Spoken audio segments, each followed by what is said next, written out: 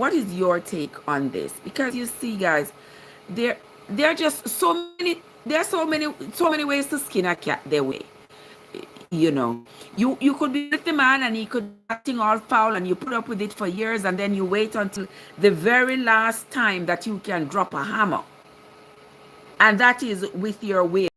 And you wait until that time to drop that hammer when you want to see the hurt and the pain from the person you live with. For some reason, I just find that to be the ultimate revenge.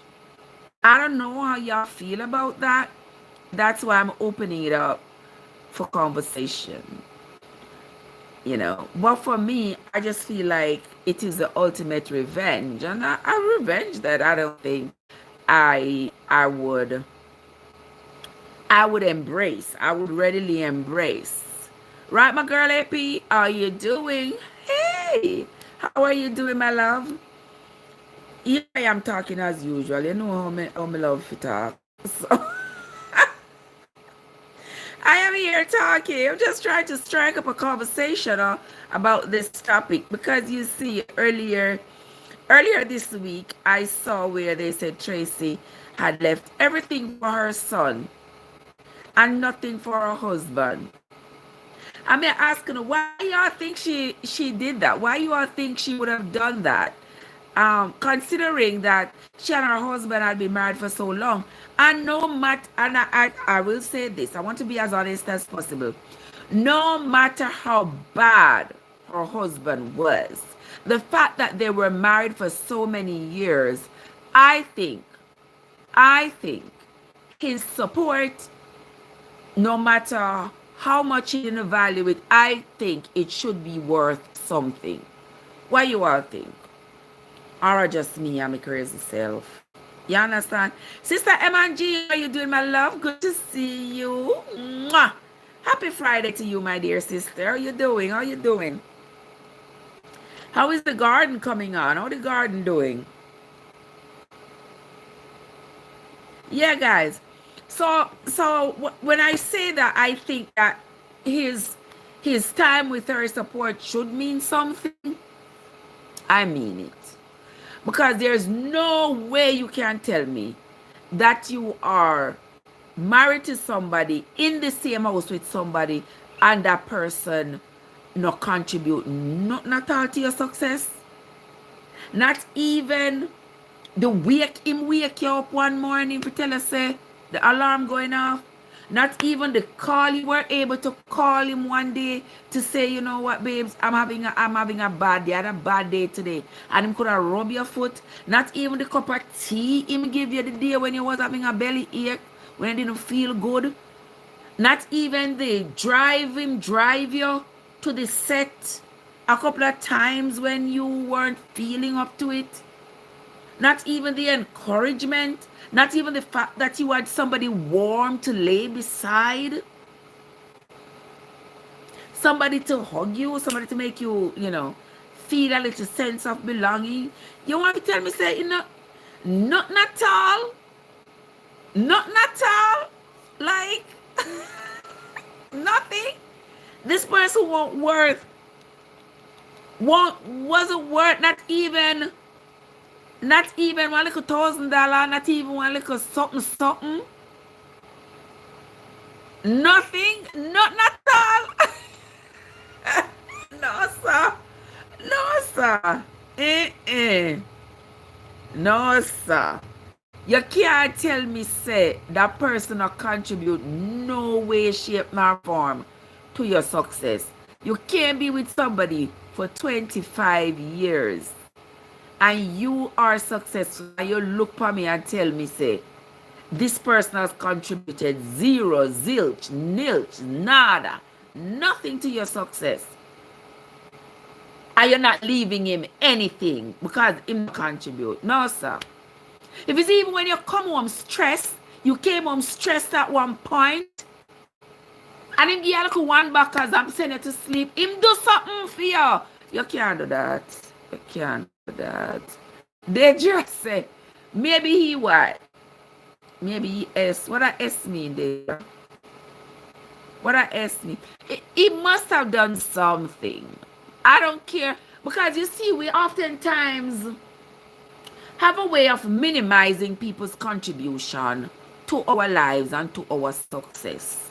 It seems like it is something with us humans. I don't know what it is, but we seem to, especially when they have done something wrong. They have done something wrong, and for that, we discredit anything that they have ever done right. That's not too nice. But sometimes it gives you comfort because you are reveling in this moment of anger. You are, basking in the anger. And if you have to go over to the other side and accept something rational, it's going to seem like you are betraying this anger that has taken you over. But that's not the healthiest thing. Where's the amazing emoji? The ear watching a girl. Mr. The ear growing like water, I tell you, girl. The ear growing like water. I don't know. I'm not cutting it, I just make it grow. You know what I'm using it for nowadays? When the heat take my body, the heat what I talk about, right? When that heat they take my body, I put ice water upon the hair. Yeah. And the ice water just drip, drip, drip. Oh my gosh. It's the most soothing feeling. When the ice water run down my back, it just, oh my God, cool me down. Yes, it does. It does. It cools me down. I just put some ice water in my head and my locks just drip it a little at a time on my back. Yeah. All right, DJ has an opinion here. DJ says maybe the husband did not treat her nice. That could be the case, but me I say DJ, 25 years they married, 25 years. So even if say at one point you caught him cheating, I'm gonna use cheating because cheating seems to be the common thread that breaks relationships, especially long-term marriages. So say she had caught him cheating at some point, and she had decided that you know what, me love the idea of marriage longevity, So me not gonna leave him because when you separate, people look at you differently. When you are divorced, people look at you differently. And I want it to be said that I had a long-term marriage, but me not letting it go. Me a hold on panic. Me not let go of the marriage, but I'm holding on to this hatred, you will, of this anger, of this resentment, if you will. I'm holding on to this. Better actually divorce him, and then we know, say, all right, you go your way, I go my way, we are separate, we are divorced, our assets are not mingling, and so we live our lives separately. But why do you continue on with him and maybe leading him to believe that you have forgiven him, you're no longer holding it against him, everything is good, hunky-dory, and then at the last minute you bam.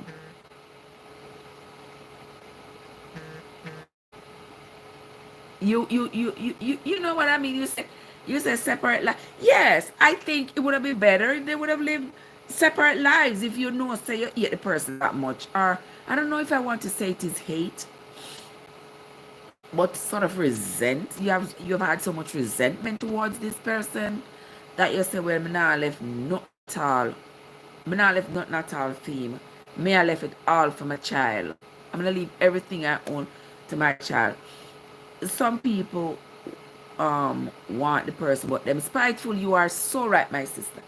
Yes, some people are spiteful.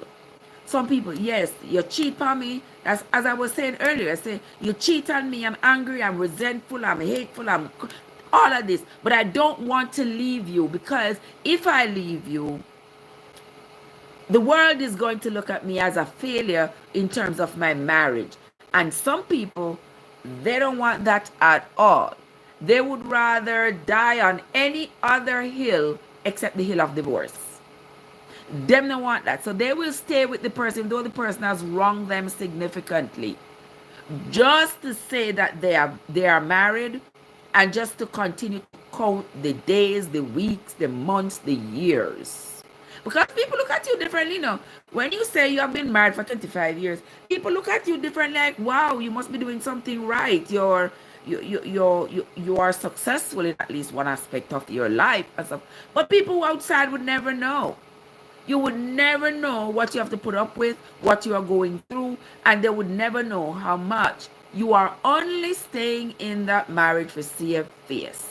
You are only staying in that marriage because you like when people say, when people compliment you for being married so long, because you feel accomplished. And a lot of people, some people are to accomplish in other areas, but when it comes to their marriage, Lord, them will stay in it. Them will take the beat up, them will take the no money, them will take everything, just so that they can sit there and count years, because they know that in your eyes, the years matter.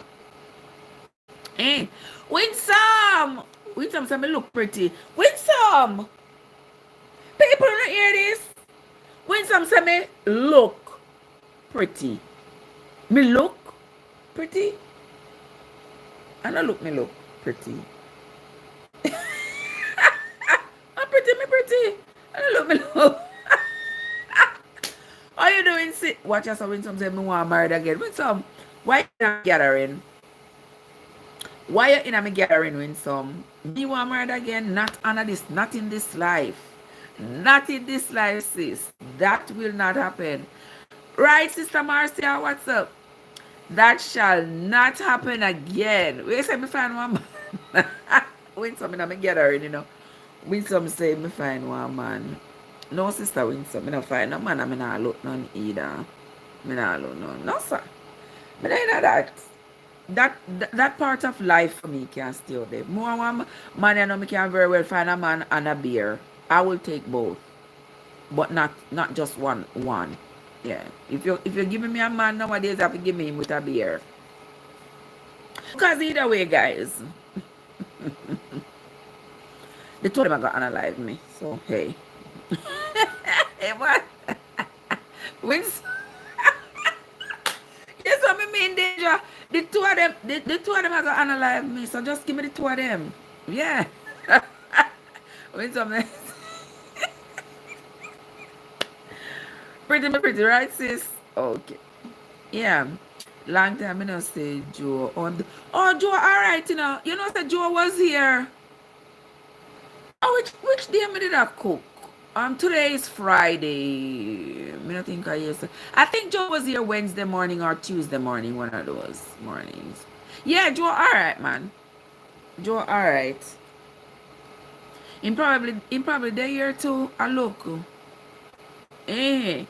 Yes, what I mean, Deidre, might as Deidre, you might as well enjoy yourself. I agree. So those of you who are just coming, gentle people, we are talking about, a woman who left everything she had.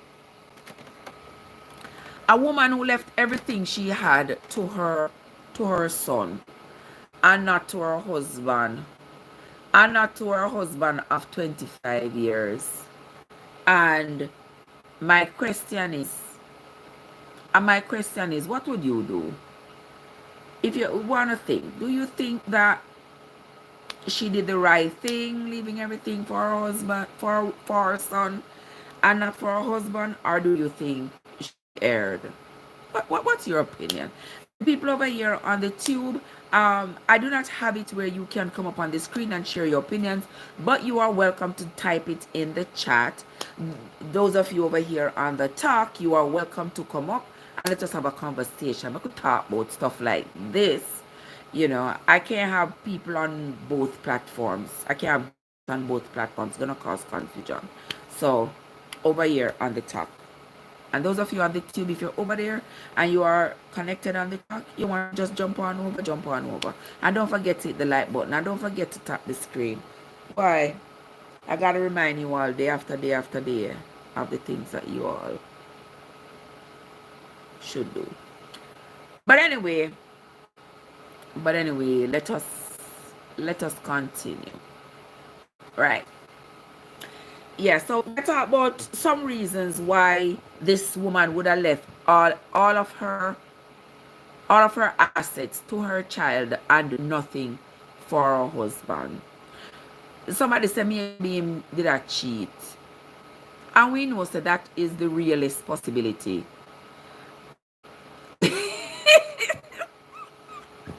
When some say the man go carry go give next woman. Well, when some, but after the person who did can't carry it with them, you can't carry it with you. So, I think that is like the ultimate revenge to not have left anything for the man. Then what you expect him to do? No, talk to me in a real life terms. What would you expect him to do? You and the man married and you are dead.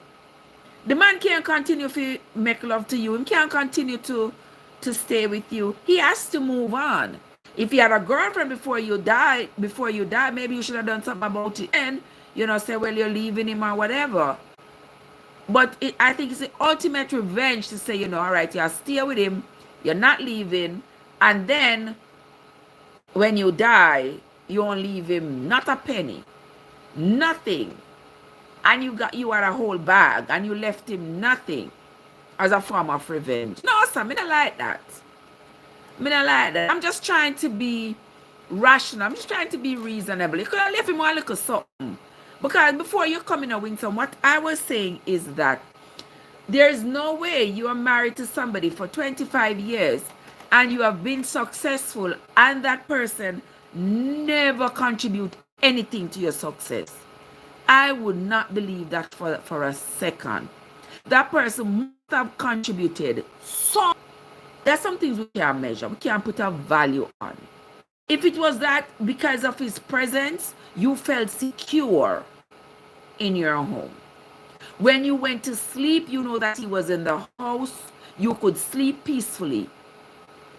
If it's that you could call him to say, make me a cup of tea, I'm not feeling well.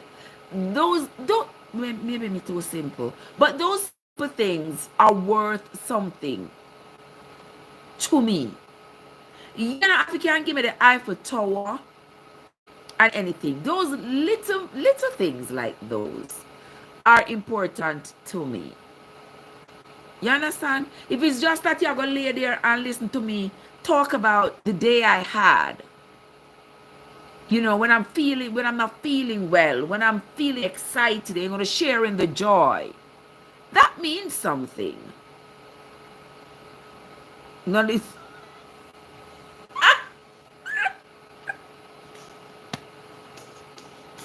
My sister wrap it up. My sister says some of them don't deserve nothing. Oh my goodness. Oh my goodness. Say I chose. Some of them maybe not deserve nothing.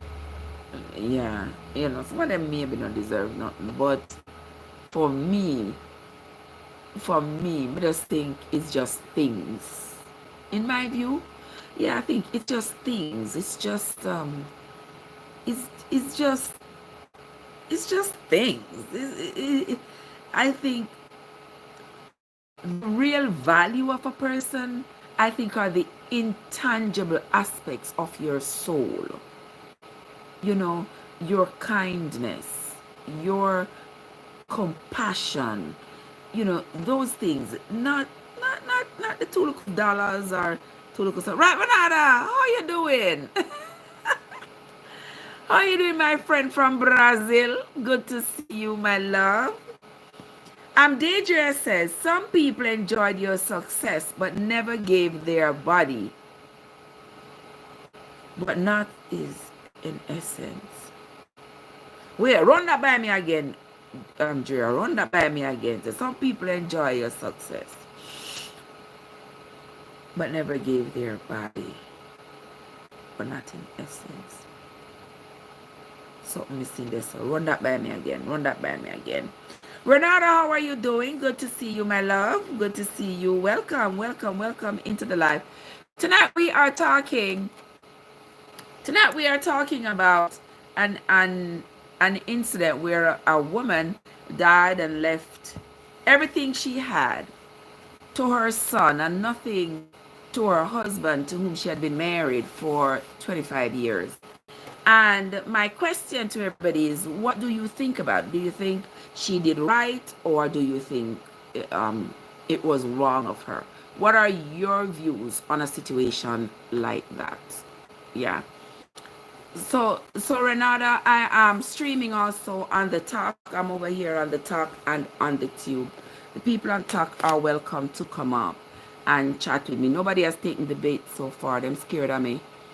Um, oh, they okay. All right. So my friend Drea here says she thinks that some people, they will enjoy your success, but you are not their essence. I understand what she mean. Like, yeah, I am with you, are successful. I will enjoy that. But me not too want you. Yeah, me not want you. Me not want to be with you. But because you are flourishing socially, because you are flourishing financially, because you're flourishing academically, I will stay here with you and enjoy the bright lights that comes with that. But me not really a dig you like that. And some of them, like when you're dead quick, to start new family, them lucky. They're like, sis, come out strong. Sis, some of them like you're dead quick, so them can go splurt with your money. So them,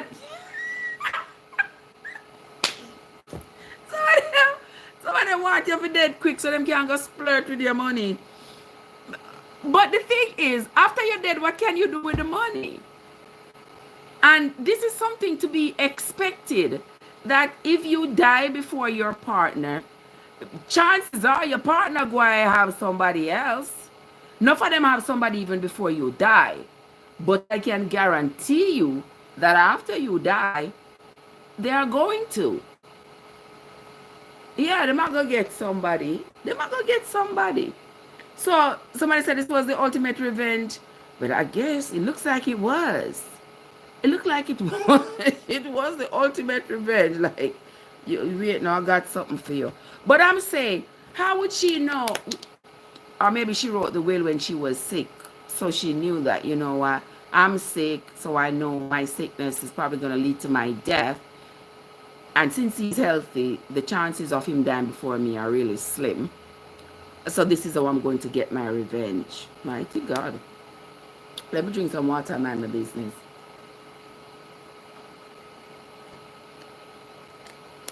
Oh, you say you never hear the case, so I'm going to repeat. All right, so this is the case. The man and his Lord of mercy, sis!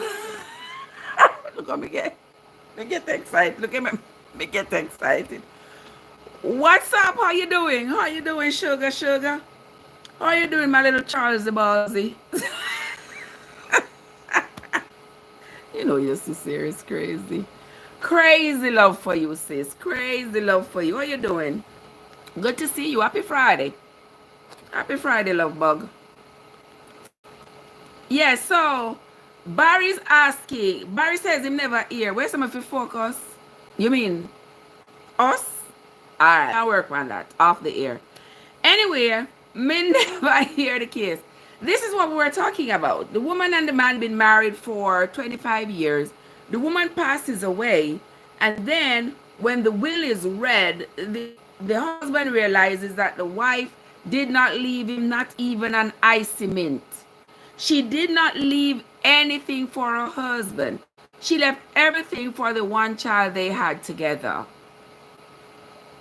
And I'm asking y'all, if you all think that she did the right thing, do you think she waited to get the ultimate revenge? What are your views on something like that? That is my question. Those are my questions. You know, do you think she did right by leaving everything for the son and nothing for the husband? think she did the right thing, or do you think that was sort of underhanded, you know? Right, Barry? You get the question now? Yeah. So tell me what you all think.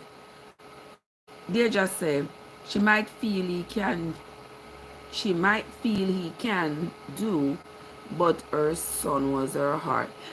Well, you see, I understand that. Of course, yes, her son was part of her. So I understand that. But the fact that the son is also the son of the husband, it is their son. And you know, children, the son, I don't think the son is going to say, okay, daddy, mommy left me $5. Here is $2.50. I don't think so. So if daddy don't already have his own bag, he gonna be in big trouble. She have a reason what we mean. You know, you're right. That is the thing. She have a reason. She have a reason, and we will never know what the reason is. And my my thought is that this marriage was not all it cracked up to be. Because you would see the two of them dancing together and stuff, and you know, and then they would always be talking about how many years they've been together and all of this and all of that. And it would appear as though they were in love for all this time, and they had a great relationship.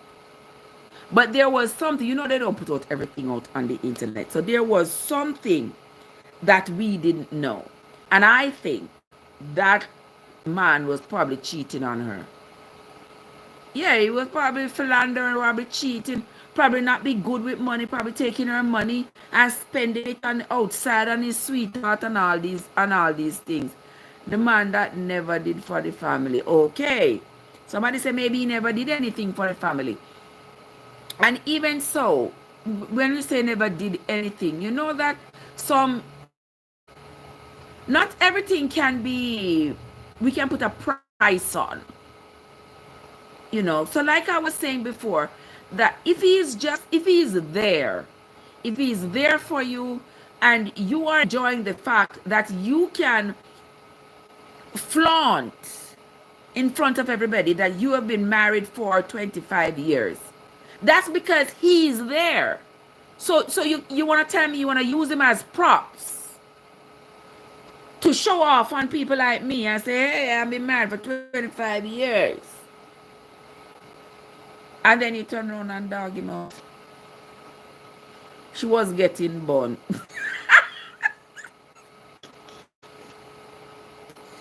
She was getting born.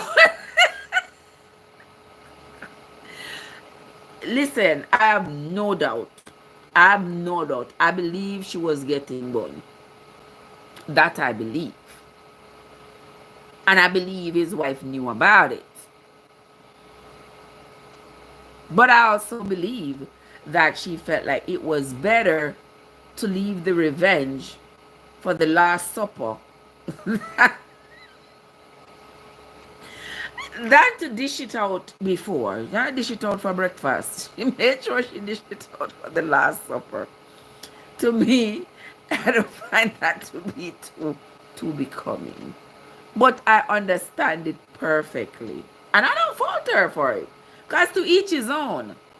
Me with my mental stupidity probably would not have done it that way. I don't think. But it all depends on the space you are in at the time when you write that will.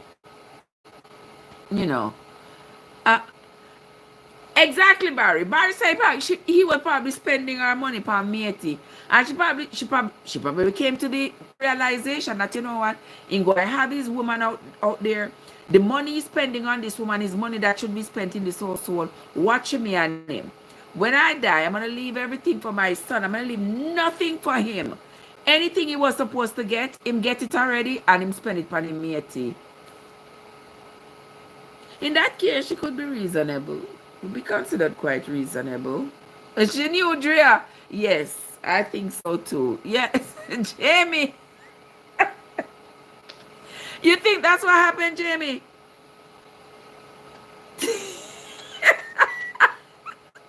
Why, Jamie, you come out strong. Jamie said that might be on period. Oh gosh. Oh gosh, yeah. Anything in that's what we're gonna work with, right, Jamie? All right, Jamie said we're going to work with this. Anything he was going to get, he already took it and spent it on the woman in the street, and that's on period. So I'm not have nothing to get at the Last Supper. Listen, my women friends are cold. Boy, I'm not easy. Not easy at all.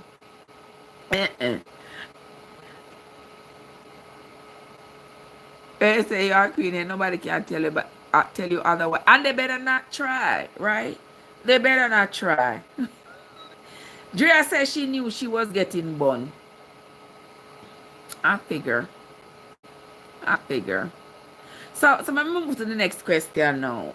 Do y'all think the you come out swinging tonight, Jamie? Do you think the son should share with the dad? What do you think? Do you think the son should share this inheritance with his dad? I saw a post where the son said, oh, he was born. It seems like whatever beef there is, it has spilled over into the relationship between the dad and the son. I don't know how true it is, but I saw a post where the son said, well, he was born into the family, but the dad came in. So it's as though the son is putting up a flex against his dad. You know, you only came in, but if his dad didn't come in, you wouldn't be born. And that's why you listen, this brings me right back to the Bible. You know, see why the Bible people them married each other? I hate to say it, but now tell me, do y'all see why the Bible people married each other? Because you don't want to appreciate that you have to go get somebody to come in for you to get together and have the children in here. That person should no longer be seen as an outsider. That is just my view. Eh? Yes, I'm right, Drea. Oh my God. What Jamie said, Jamie says it's okay to be gay. But Jamie, you asked me if it's okay to be gay. Me no business. Me no business with nobody. That's people's private life. Who am I to say whether I narrate it right or wrong or what people supposed to do or not to do? Child, please. No, honey. Nada. It's your body or your body. You do what you want to do with it. I don't have to do with me. No, honey. Right with some. It's got absolutely nothing to do with me. Okay. Yeah. I don't care. I don't need to know. Yeah, like, I don't need to know what people be doing in their bedrooms. Grown people, consenting adults, go do what they want to do. That has nothing to do with me. That has never broken. I've never broken a relationship with anybody because that was their choice. That's their choice. It's not for me, but it's not for me to tell you that it shouldn't be for you. Straight up. Ah, that was a little sidebar there, just because my friend Jamie asked. So, but you saw me mean, Barry. Back to business. Back to business now. Yeah. So I was saying that the people in the Bible married each other for that very same reason. They did not want their riches to end up in the hands of strangers. So that is why they kept it so close to them and married each other, because they knew that when you bring in somebody from outside and marry that person still has loyalty on the outside, number one, and the people inside here is going to consider to see this person as a stranger. And they think about their wealth, and they think about what they're going to leave when they die, and they see it, and they see it going. You can't do that something. And they see it being distributed outside of their tribe. And they don't want that, because to them, they're not going to be able to continuously build on their generational wealth. If the person who you bring into the marriage from outside is going to take some of the resources and go spend it outside, then instead of you building, you're actually losing resources. I don't know. There's I don't know.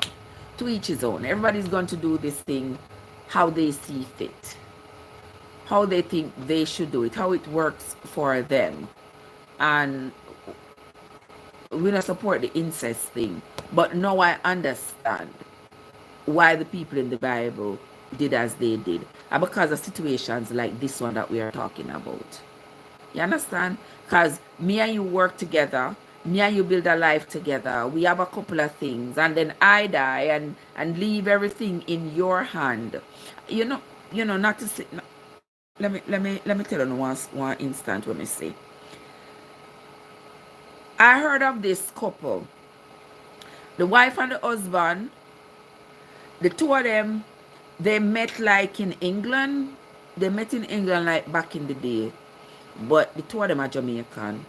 They built a life in England together.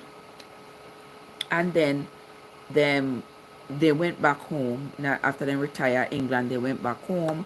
Then buy this beautiful house. You know, two of them live together, whatever. The wife died. And now the husband is in the house.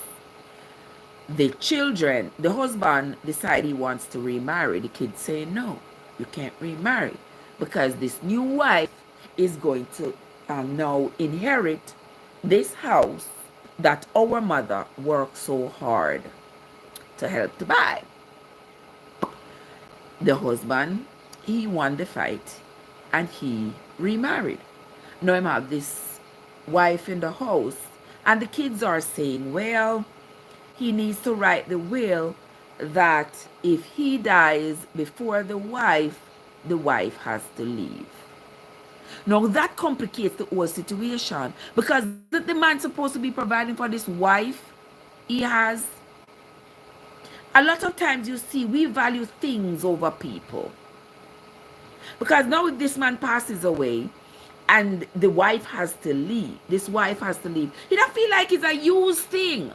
It's like you are using her, just like as long as this man is alive, she's going to be there and take care of him and cook for him, provide him with comfort and do wifely duties and all these things.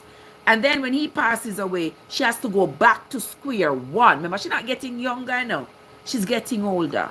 And now she got to go back to square one with nothing. All because the children think that this place is supposed to be for their mother, and so they are supposed to inherit it.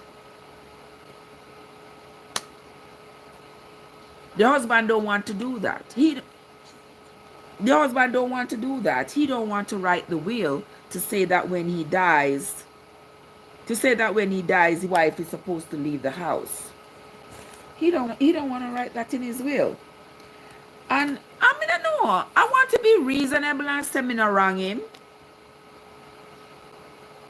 I want to be reasonable, but then again, it's a double-edged sword. Me don't know which side of the fence to be on. You understand? Because for sure, the kids have their own place. All of them have their own place. But this place seems so sentimental to them because it is the place where their mom had bought. So I don't know. I would have said after the father dead, if so be the case, on sell the house and share it up amongst the children and the wife and this new wife that he has. And you know, so them not go want to sell it. Somebody are going to want to fight over it. Somebody are going to want to hold on to it.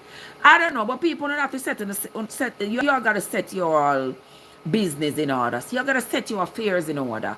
Because these things can be very, very, very complicated.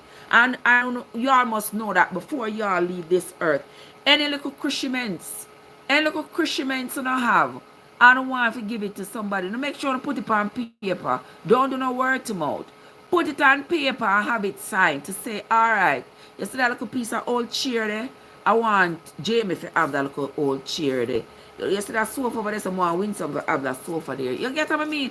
And put it in writing so that when your eye closed, people not be fighting and fighting and fighting over the things that you have worked hard for.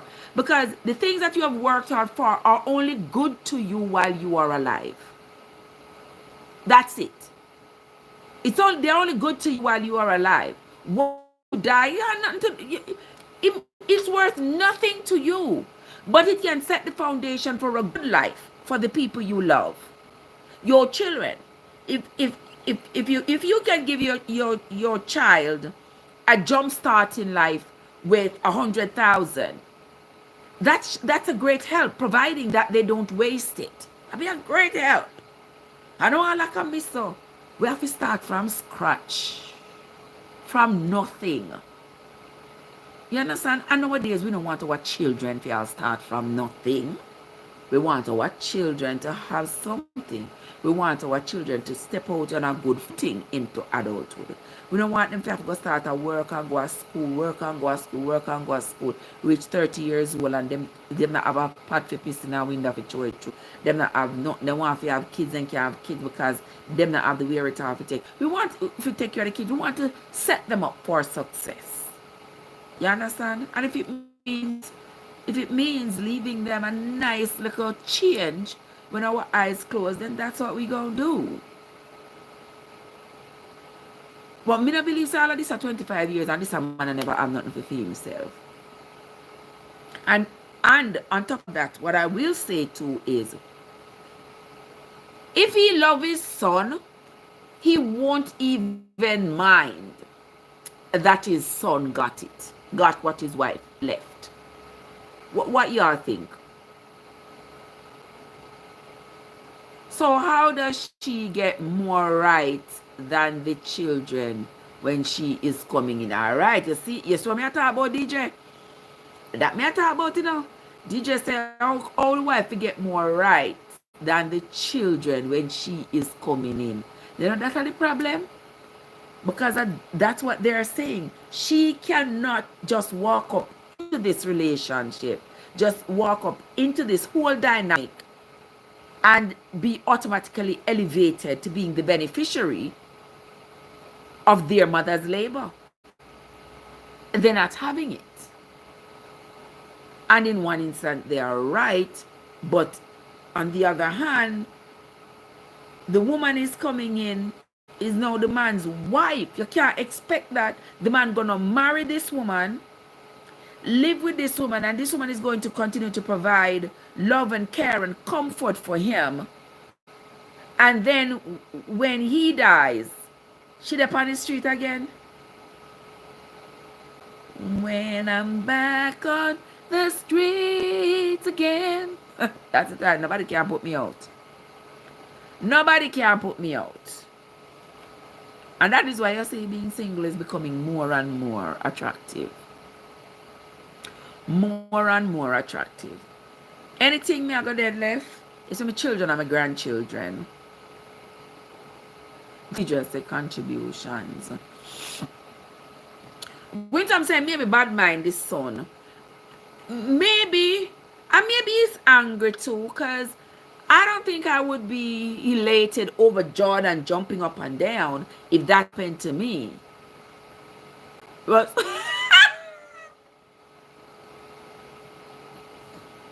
I'm gonna pretend I did not see that. I did not see that respond in the text. When some you hear what somebody say over here, so Somebody said that's why Rosa sells so. People never use their rose. So them not left nothing to nobody.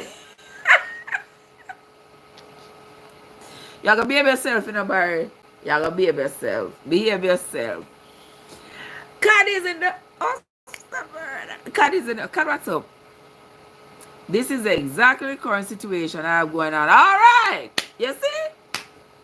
Yeah. This situation is not so bad. I know that it's happening. It's happening all over. Lots of people are experiencing this. You know, people are fight over the left. You know, people are this dying and leaving your spouse and your spouse remarrying and other people benefiting and all. It is starting to become quite worrisome in our society. You understand? Wife and husband are married, and from the day they're walking down the aisle, they are already thinking, if I die before this person, I don't want this person to have nothing at all I'm work hard for. Just like how they just said earlier that they like you, have to be with you, but that essence of you they don't want. Yeah. Was married with 4 kids. He divorced his wife. Now have a new wife. All right, the age of his last child. Lord Jesus, that is going to be a problem, because now he is with this new wife. If him should have passed away, children and this new wife gonna be at loggerheads. They're gonna be fussing and fighting over the 2 little shilling that him dead left. But the thing is, children have to understand. Your father can't marry to you. Your father married to somebody else to help to take care of him. Your father can't marry to you. So as much as you want to say, well, I would like to get something from my parents, let your parents give you what they want to give you before they die. Yes. And I say to parents to set your children steady. Give your children a good education. Give your children as much support as you can. But your children should not be so destitute that if you should have a partner and you and your partner should work and put things together, your children are going to be so desperate if you pass away that they're going to fight your partner for what you have left behind. Right, kids? Right, kids? See what's up, sis? They say he bought a house for the current wife, leaving his older children with nothing. Look at that. Look at that. Leaving the older children with nothing. That is going to bring about a lot of resentment.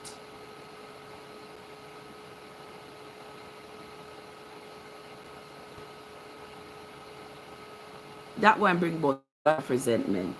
But what the man supposed to do? What the man supposed to do? You want the man to stay single? Or do you want the man to now write a prenup and say, I'm going to do with this, but he not left nothing for the wife? That would not be fair, because that would mean that you use the wife. That would mean you use the second wife.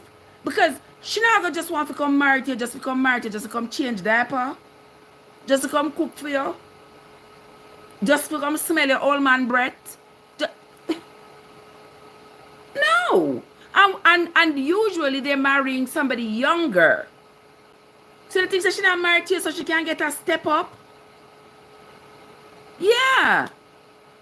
So she can't get a little foundation for build pan when you're gone. Come on now, man, people.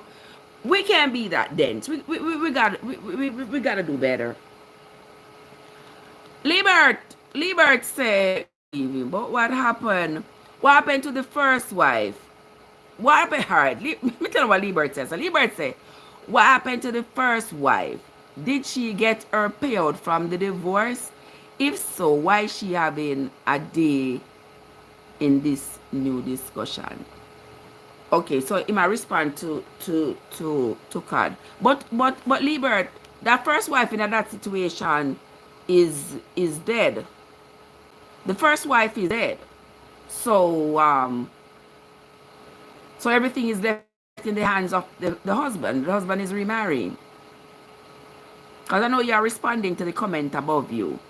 But she brought children into the marriage and everything will go to okay, that right there too is another problem. So this woman who is now coming into the marriage, she's coming into the marriage with her children.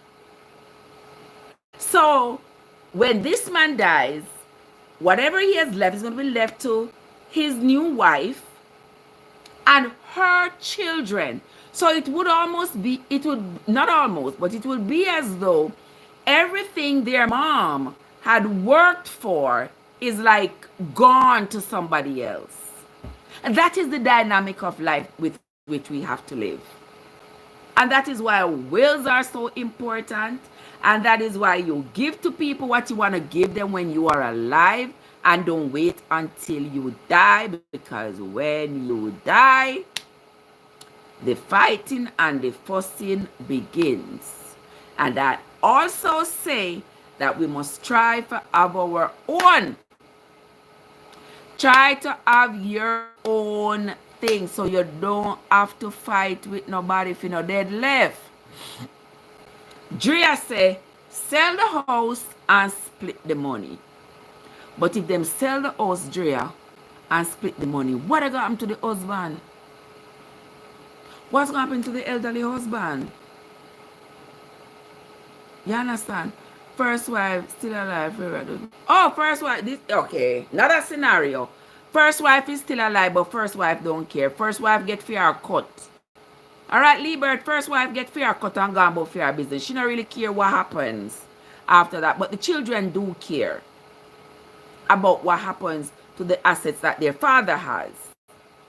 But the man's supposed to provide for his wife. So even though the wife had children before, you can't expect that the woman will come married to him and not get nothing. Yeah. Listen to me now. Mr. Single life nice, you know. Single life nice.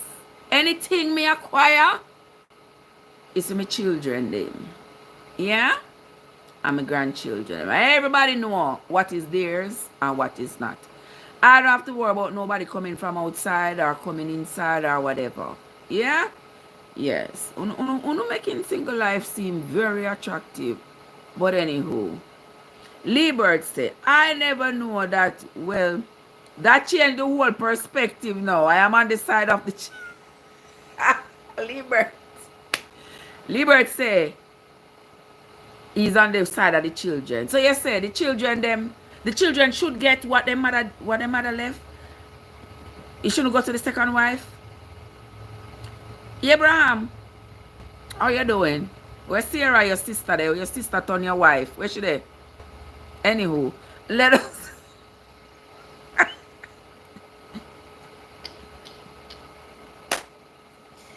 Abraham, Isaac are your son and your nephew, you know. Watch us. All right, Trev, be yourself. They just say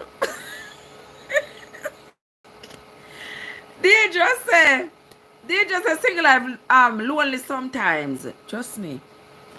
Me never lonely yet. No, sir.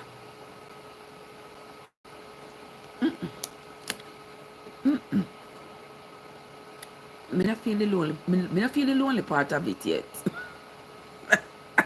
Cause it feels really good, trust me. It feels really good. When I look and see all the problems that people having, and I think to myself that once upon a time I was running down all of these problems. I was running down all these problems, you know. Until life intervened. Life intervened and saved me from myself. Yeah. But anywho, let us get back on track. Barry would have say, come on, Trev, focus. Alright, so we're gonna do just that. Alright, let us get back in line. For those of you who are just coming into the live, you have landed on the page of Trev from Trevessence. Voila. Welcome. We are talking tonight about we are talking tonight about we are dissecting a situation where the woman The woman I've been married. She has been married with her husband for 25 years. She passed away recently, and come to find out, the will has been read, and she left absolutely nothing for the husband. Instead, she left everything for the child they had together. Um, there was no, not that I know of, there wasn't any outside children in the equation, but she left everything to her son and nothing to her husband. And I am asking, whose side are you on? Do you think she did the right thing? Do you think she did the wrong thing? Do you think it was revenge? Do you think there are some aspects of that relationship that we didn't know about, and this is her final act to make sure he don't sit at the last supper table? something something of that sort. Somebody said true because the cover. Yeah, me quite comfortable in my skin. Quite comfortable in my skin, right, Angie? Angie, what's up? What are you doing? Happy Friday to you, lovely. Good to see you. Yeah. So as I was saying, in my estimation of the situation, me think she could have leave him something. You say you don't know, you don't know, but me think say that was revenge, and I think that was spiteful. And yeah, that was a deliberate attempt to let him know exactly how she felt about him. And it's hard that you make somebody know how you feel about them, but when you do it at a point where they can't even respond, they can't even respond to it. It's mm, it's sad. It's sad. Yes, what me mean, Libra. Thank you, Libra. Thank you so much for coming, my love. Thank you so much for coming. I appreciate you, my love. I appreciate you. Yeah, I just think that it is sad because I am sure, I'm going to tell you, I am absolutely sure. When you say I trust women, I am sure that he contributed to her success. I don't care what nobody say. Even if he cheated, he contributed to her success. Unless the husband was somehow cheating on her. But may I say even kids, may I say even if he had cheated, even if he was cheating on her, I think if he was cheating on her and it bothered her so much, she should have acted while she was alive and say, listen, you are cheating. This is what, no, we're not doing this. We are going to divorce. You go your way, I go my way. And when we are separated and divorced and you are gone your way and I'm gone my way, there is no expectation of grace on it from either party, right? Because you gone your way, me gone my way, we gone. So whoever I leave what I have for, that's none of your business.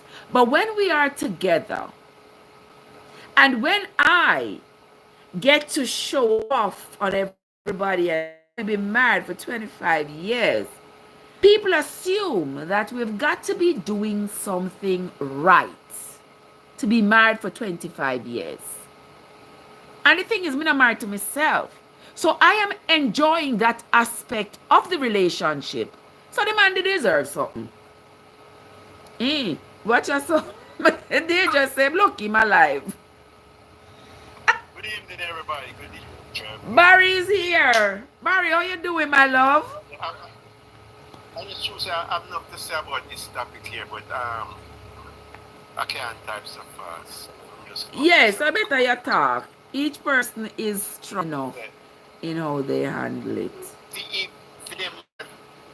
For them, for married for 25, I'm not as eloquent as you are, but You don't worry about that. Just tell me where you tell me. I'll compliment you. Don't worry yourself. Him, for him, is for him. She would make a move like that after 25 years of marriage and one son. He must have done her some awful things in her life. That's a man, we don't know what him do her, you know what I mean? But you have your 25 years of marriage and you know let the man, he must, from me look at him face, can't say, my girl, listen now.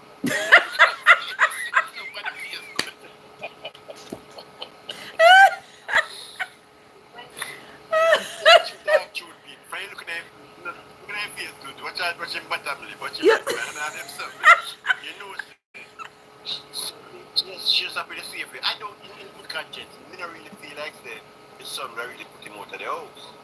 You understand? I feel the son could have probably gave him all the basement and stuff like that. You understand what I'm saying? But she have a reason why she do it. She must have a reason why she do it. You know what I mean? That's all I have to say. I don't even know what is the contributor to this conversation. More than saying, all I can. But you think that would be the right thing? All right. Let me put it this way. All right. If that was you, how you think you would feel if you were put in this man's position? How would you feel? Well, as I say again, it all depends. If I know say right, I would have feel a way. I would have feel a way if I know say I did right and do what I'm supposed to do as a husband that married for 25 years. You understand? But if him in him conscience do say he wasn't good to her, I wouldn't feel no way. You understand? Personally I bear responsibility for my actions.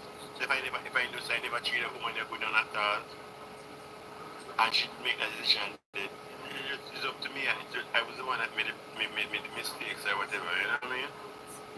But why? Let me tell you, 25 years I'm not chicken in a man. 25 years I'm not chicken in. Maybe just me fool. Maybe I just me fool. And she never cut, she said she never would have cussed him.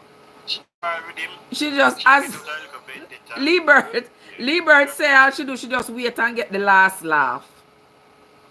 Yeah, you know. Because probably this woman was clear, probably she had some psychic gift, she was clairvoyant. I saw a woman on her divan when she made and she decided she's not going to make a decision there. Yes, God, as she in particular me I talk about. But you know, me have a picture over here so on the talk, but not on the tube. This are the Jamaican couple or an American couple? No, American people American people.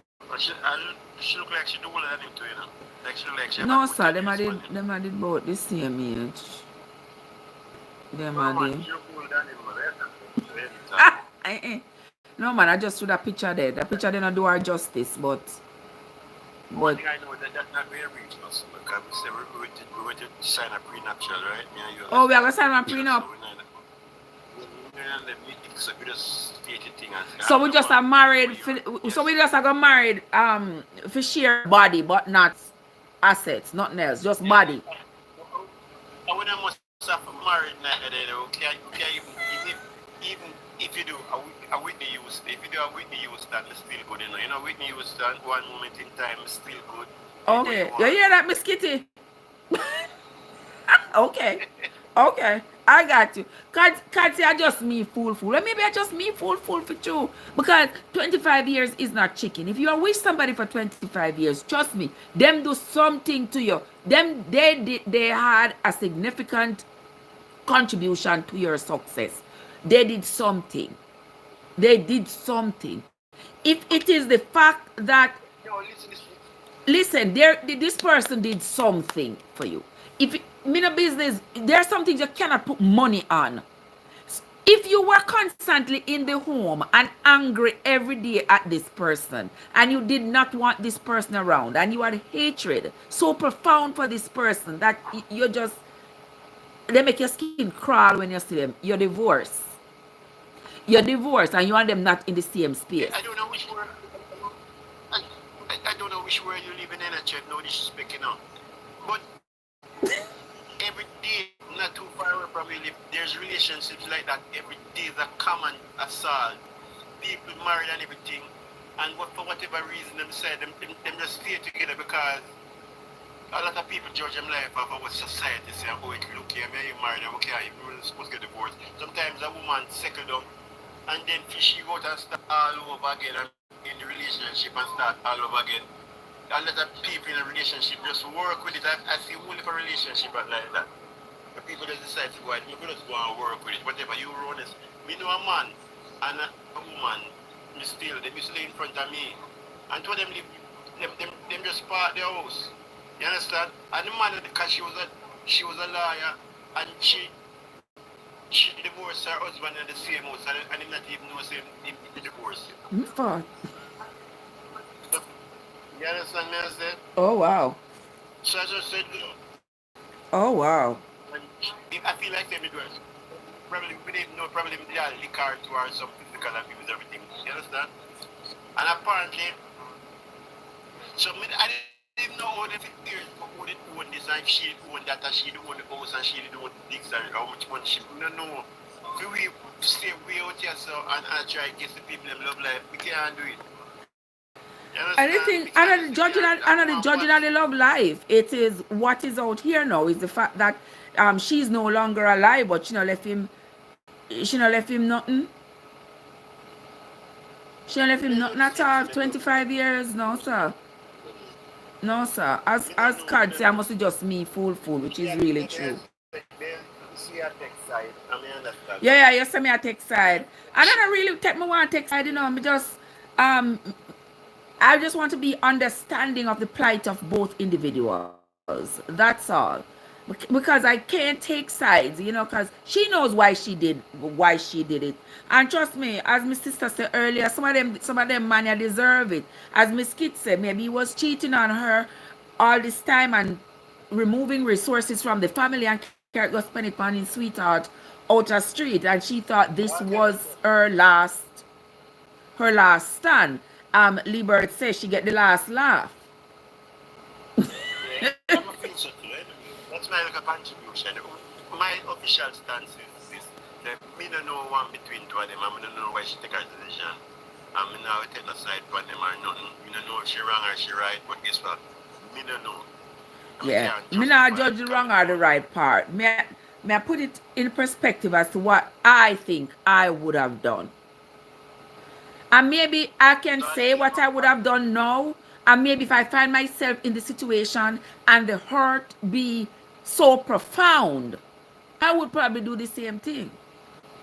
Because these are things that you do in a moment. In a moment. These are decisions you make in a moment. Yeah, man, I heard 25 years, Trev. You know, left something. Where you say? You left something. If me feel like I left something for him. Yeah, me think me left. I think you're going to go to heaven in a Trev. Ooh. You. So me I go. You're so pure and clean. You're going to go to Me don't know about all of that. Me don't know about all of that. Me just try to be reasonable. If you don't go heaven, God and fear. Listen. Me don't know about all of that. I just me don't know what God say. I just the foolishness in me. You don't know the woman grief. There is no way she would leave him nothing if she was treated fairly or properly. That is true. That is true, you know. What better you so? You understand? That's what I want to know. When we talk about you, so the woman say, I left nothing for you. You understand? You left nothing for you. You jump up to the woman. You don't know where the poor woman go through. And that kind of say, we don't know what the woman go through. And then from company life, I've been consistent. I say, I don't know, Trev, I don't know. I just feel like pushing you must the man lie. When you really you were supposed to be there. Yes, what I mean. But me, I wonder if you soon forget something. Because 25 years are not chicken, man. Come on, man. 25 years is a lot of years to spend with somebody. And that would have been from before she was as successful as she was when she died. So that means yeah, she was quite successful. She was an actress, she was a singer. She made a little bit of food. Yeah, she did pretty good for herself. So, and I'm sure he must have contributed. Maria, como es mi amor? How could I forget you, Maria? I can't forget you, honey. Good to see you. Good to see you. No hablo español. Oh, ¿usted no habla español? No. Oh, okay. Lo siento mucho, mi amor.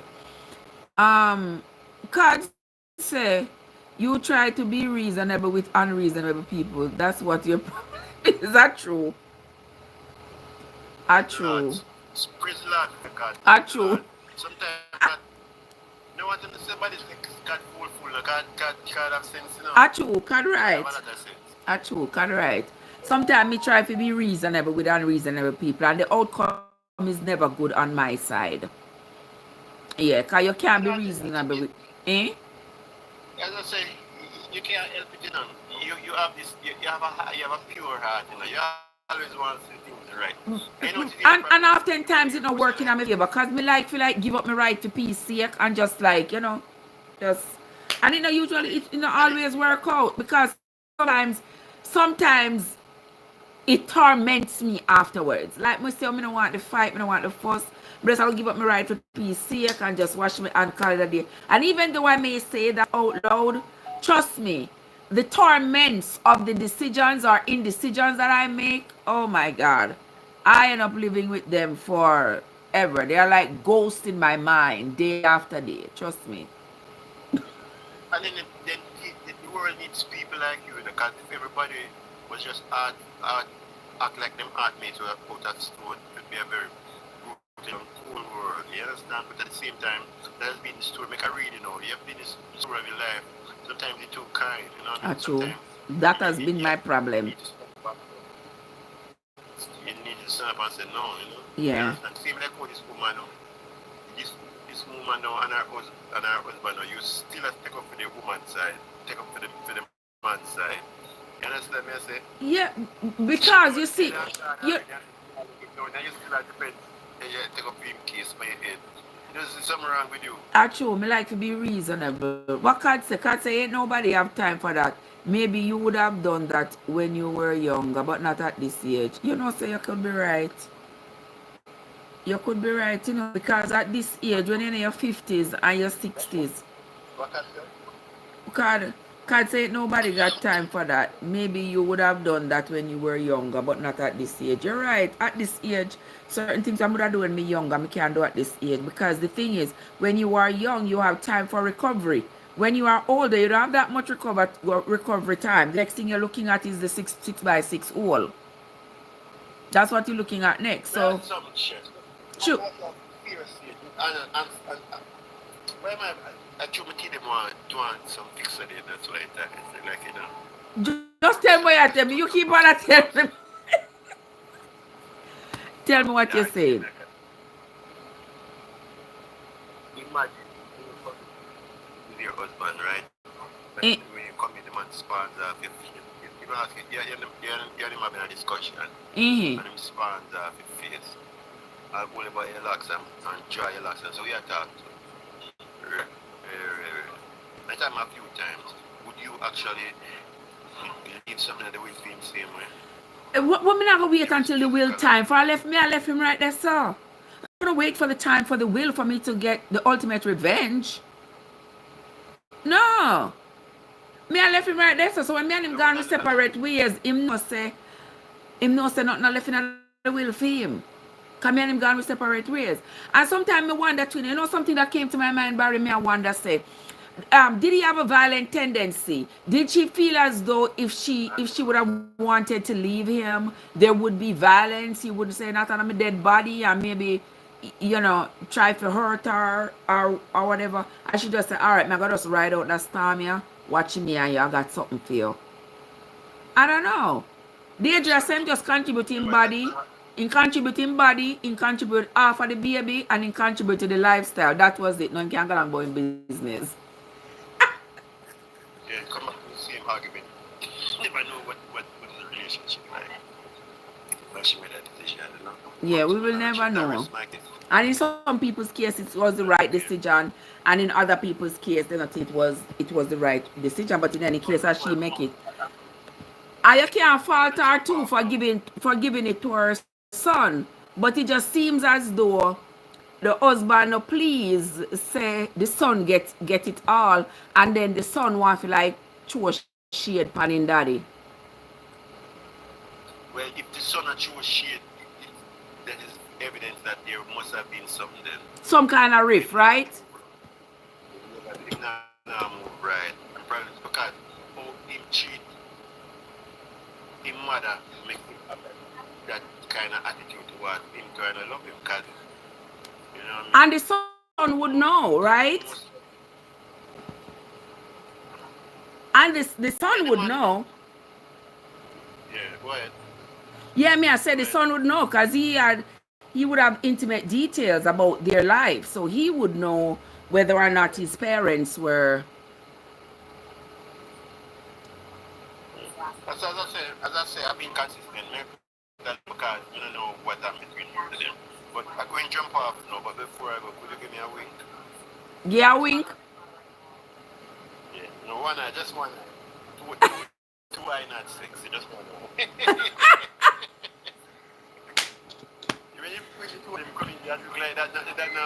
Okay, just one eye. Okay. Yeah.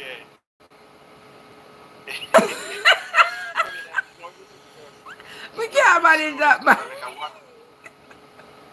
Coming like I don't know your eye. Oh, yeah, doing coming like breeze blow dust in your eye, you know. Oh shoot. Supposed to like a slow. Listen. Just take it on me, give to you. All right. Yeah, no just. Pun intended. Okay. Anyhow, me give to you, Barry. Just take it, just like that, right? You can't say. Anyway, but focus. The only I don't. We don't know Trev. We don't know why I prolong it so much. We don't know what it's going. We don't know, but it's topic for conversation because any of us can find ourselves in the same predicament. And I something for me flab my mouth over. Yeah. Well, just Drea said Daddy might not have been nice. You know, you got a point. You could be right. Card said, don't you think if the son knows to himself that Dad was a good person, he want to hear that he would want to share that inheritance with him. Yeah, you're right. You got a point. If I don't think that if the dad was consistently kind, let me just say that, the son would have any form of resentment towards him, and he would be coming out throwing shades because the son kind of say like, oh, I was born into this family and you came into this family. And that wouldn't be something that a son would say to a dad who had been consistently kind and a dad that he respected. I mean, I like them kind of back and forth, and you know, I don't like these kinds of relationships. You know, like it's supposed to be like family, and for me, like family is supposed to be like this, but it's just illusion that's in my mind that I say this is how family is supposed to be. But in reality, that's not how it usually is. We find mothers and daughters and sisters and everybody against each other, and it is absolutely sad. But the son get everything. You have to throw no shade pan in daddy. Just take why mother dead left game. Take why mother dead left game and call it a day. Yeah, you have to throw no shade pan in daddy. Yeah, we know him was born into the family and the father did just come into the family, but I still your daddy. And if your father never come in at the family, then he wouldn't have a daddy. He wouldn't be your daddy. Because your mother can't impregnate herself for have you. So I think sometimes we don't want to accept life the way life presents itself to us. We want to do it our own way. You know, see it. And that's why the people them in the Bible did never want to marry nobody outside, because of them problem them in a try run from. Yes, what I mean, Deja?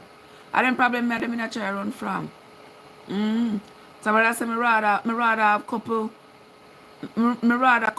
disabled pitney than to marry somebody from outside and end up dead left, then get one dead left. Like, why people are so focused and so worried about what they're going to leave behind when they die. Just give what you have to the people them while you're alive. You see that, the people? You see here? Yeah. Why don't you just get to the people them want to get them when you're alive? Why everybody like them a wait for death? Forgive people anything. Why not wait pound for dead? Forgive people something. If you don't have something for listen, if you don't have anything, forgive me, you know, give me from now we here. He is not a dad but want the access. But he is the father to the little boy. He's the father to the son. And not the one son him have, or the one son she have, not the one son them have together. It's the one son they have together, you know. The mother, the son is the mother. You're right about that. God said the mother throw the shit and the son is smearing it, and that is so true. That's exactly how I see it. That's exactly how I see it. I mean, I said, just leave it, let it be.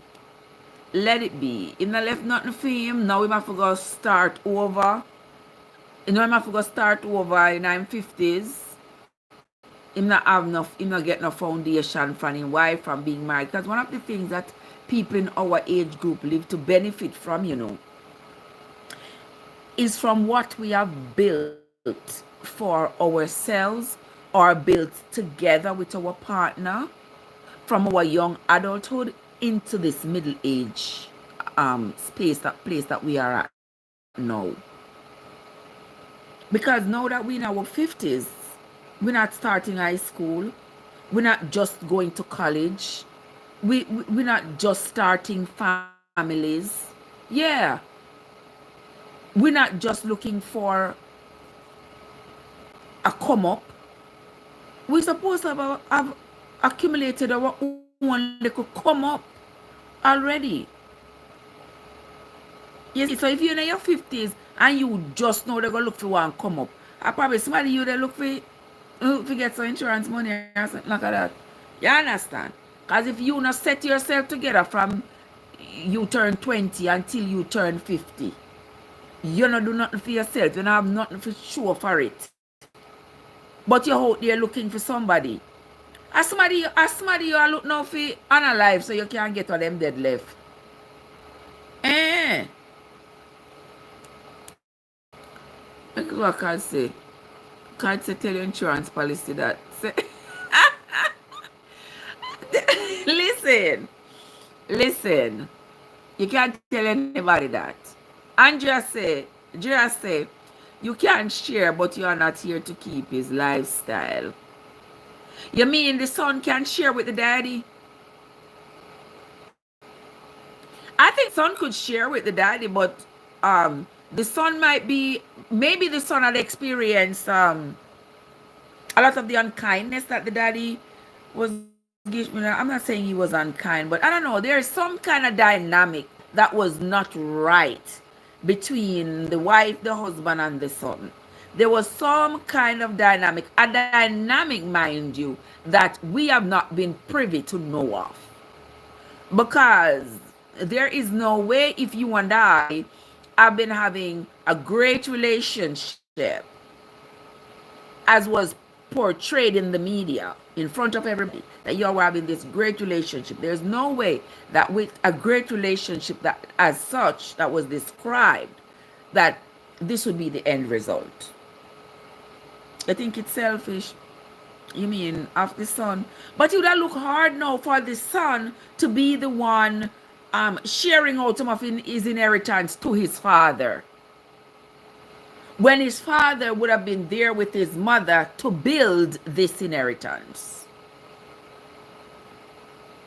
The father maybe can say, you know what, son? I mean, that was your mother. She worked hard. She and I worked together, and this was what we accumulated, and she decided she was going to give it all to you. That is fine with me, because I want to know that you are okay. Now we have to go start on your own. You don't even know.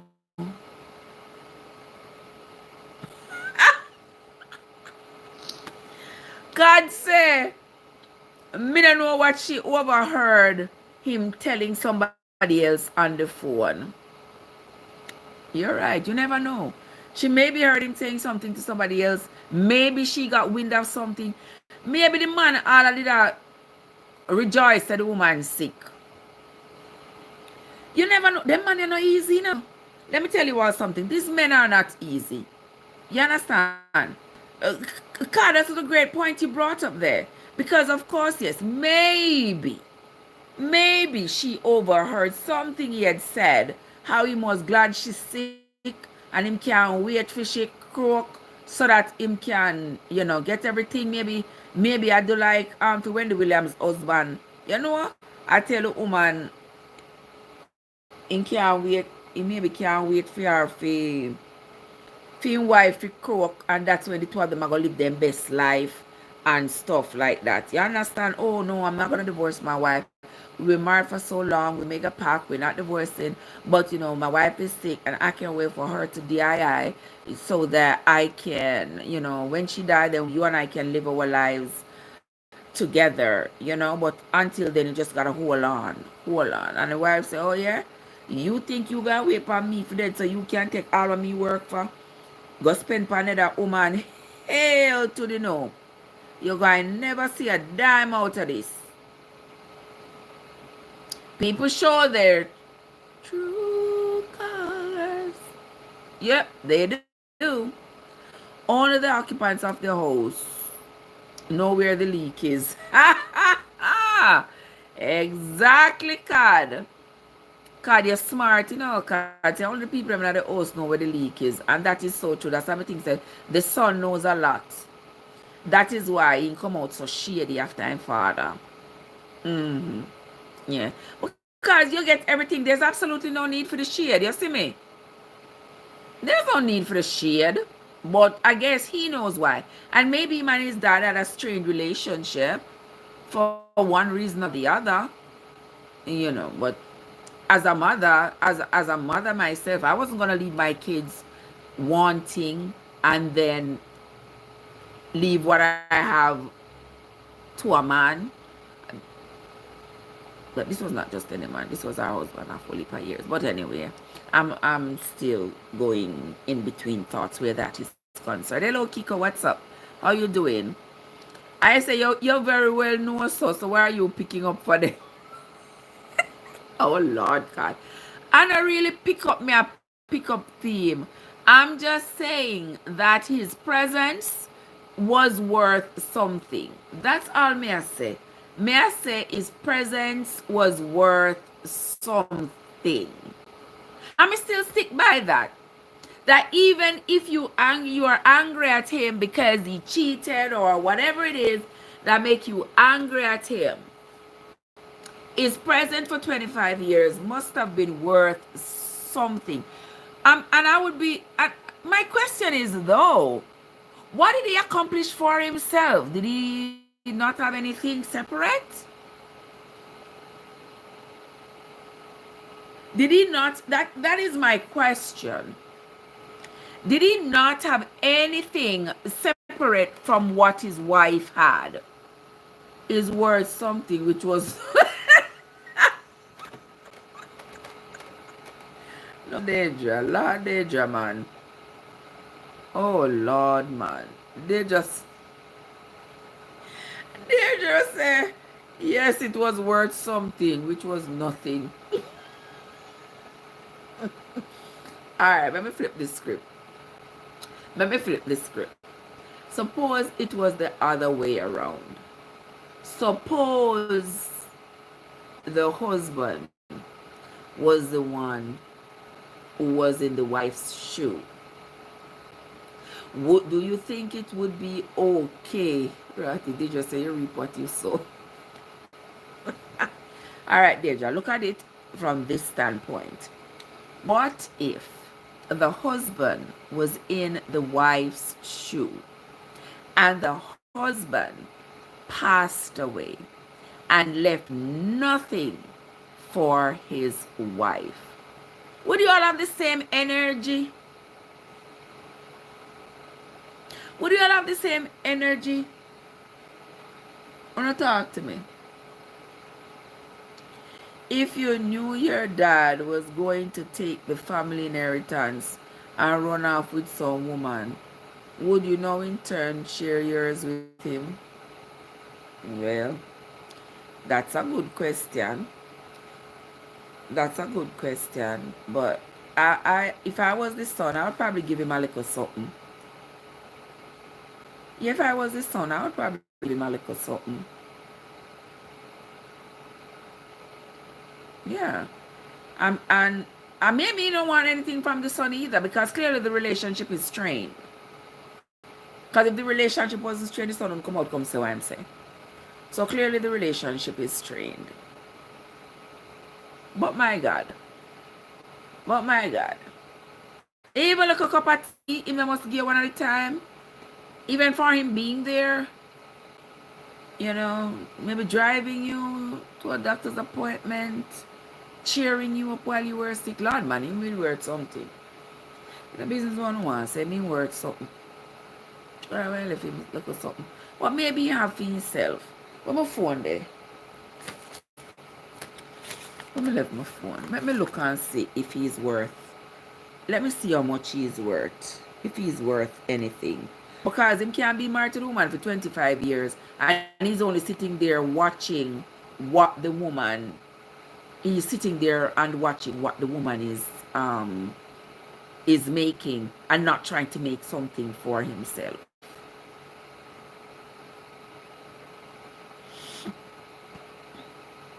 Let's see.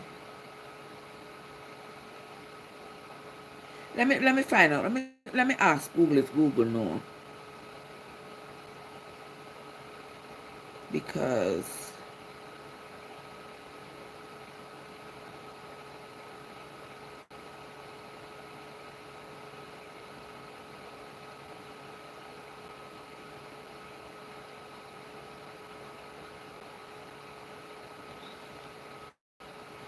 all right, see me here, so he got the tea, not the money. Something said treatment eat away. Same thing, some treatment eat away. Let me see what is his net worth.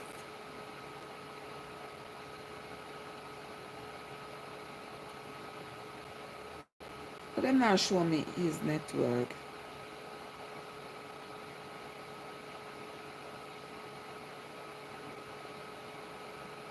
The man probably already remarried, already have one ex-wife. I'm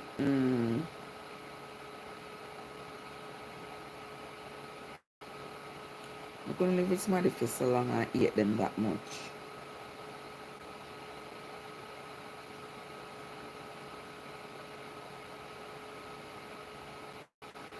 I don't know, I'm not saying nothing else about his net worth. But they were married from them young. They were married over 20 odd years, like 25 years. So me don't know. Me don't know, but me stick by what me say. That he would have deserved a little piece of something.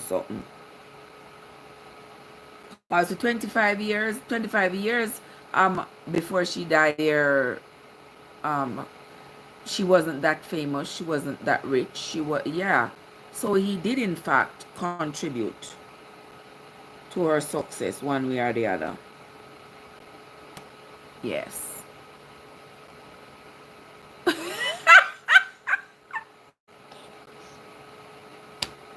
People, if you ever see what can right over here, so can't say he did get something, he get the shade. Oh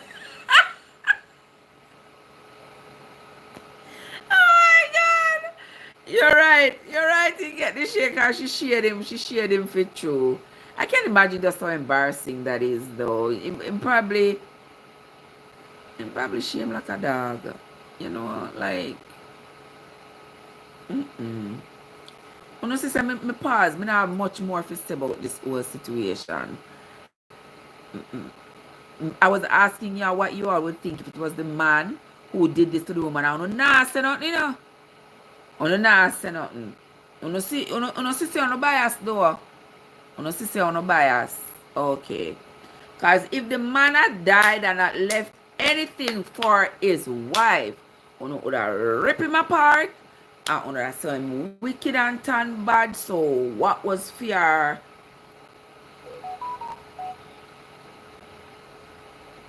You say husband worth 800,000. The husband worth 800,000. Well, he can't take $800,000 and go kick rocks with it, right? You can't do something with the 800,000. But what may I say is, Bonafide, Bonafide say, if I cheated, I wouldn't want anything. You could have fooled me. I lie you tell all if me cheat, me still want something. Yeah, all if me cheat, me still want something. Yeah.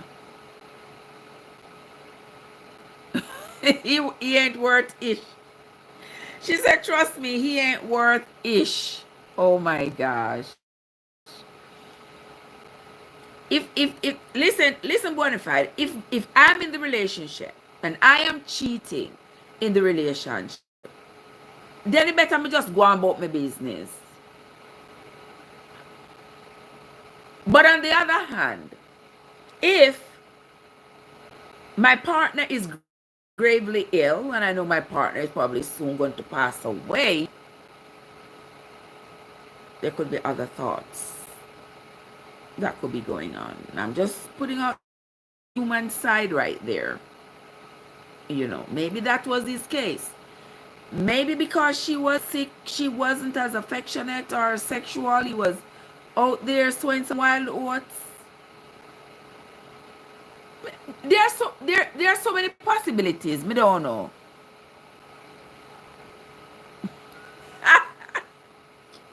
God, not easy now. God says $0 from $0 still equal to $0. There are consequences to infidelity. Me not say no. I don't say no. Don't get me wrong, sis. I know there are consequences to infidelity.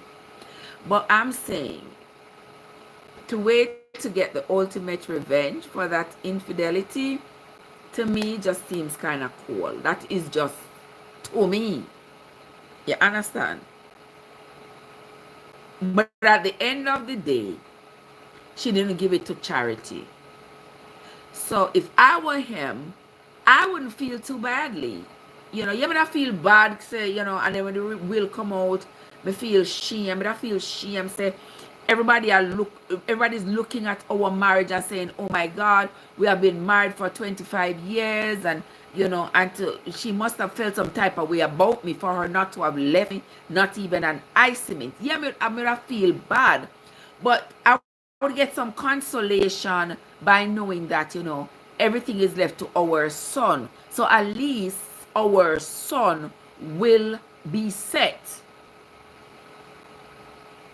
You understand? Even though me feel bad for myself, but I still feel good. Say, well, my son get it. Luckily, she don't leave it to a dog charity, which we see some people do. Leave it to one dog charity or leave it to whatever, so there nobody not get it. Not get what them they left. So I mean, Bonafide. What Didi no? Didi, what's up? Me I talk about Bonafide, go in the corner. Me I put you anchored in the corner. Bonafide say he got something. He got hot air. Jesus have mercy, God, you're not wrong. I cannot with you all. Didi, I'm talking about, me I talk about Tracy Braxton then. About Tracy Braxton and her husband. You know, they said when she passed away, she left a will. When she passed away 2 years ago, she left a will, and in that will, she left everything she had for her only child, for her son, and nothing for her husband. So it will talk about like what you think could have happened to make her serve him that last supper. God say, no, I wouldn't. I would have viewed the situation the same. All right. God say she would have viewed the situation the same way if the tables were turned, if it was the husband who had passed away and left nothing for the wife. Oh my God, what if I said the man get at here? Jesus gosh.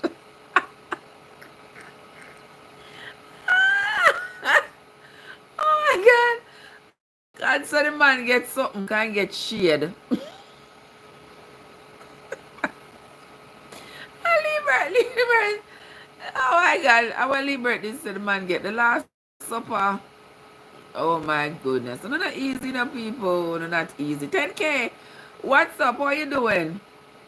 Miss Kids, Miss Kids, you're really angry. You're really agreeing with them. So tell me, what if it was the other way around? What if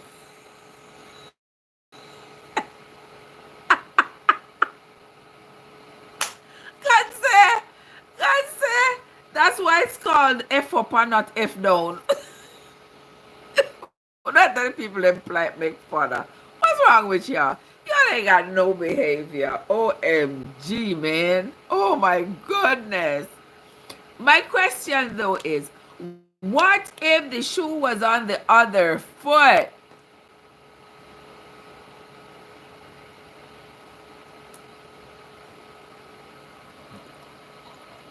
What if the shoe was on the other foot, guys?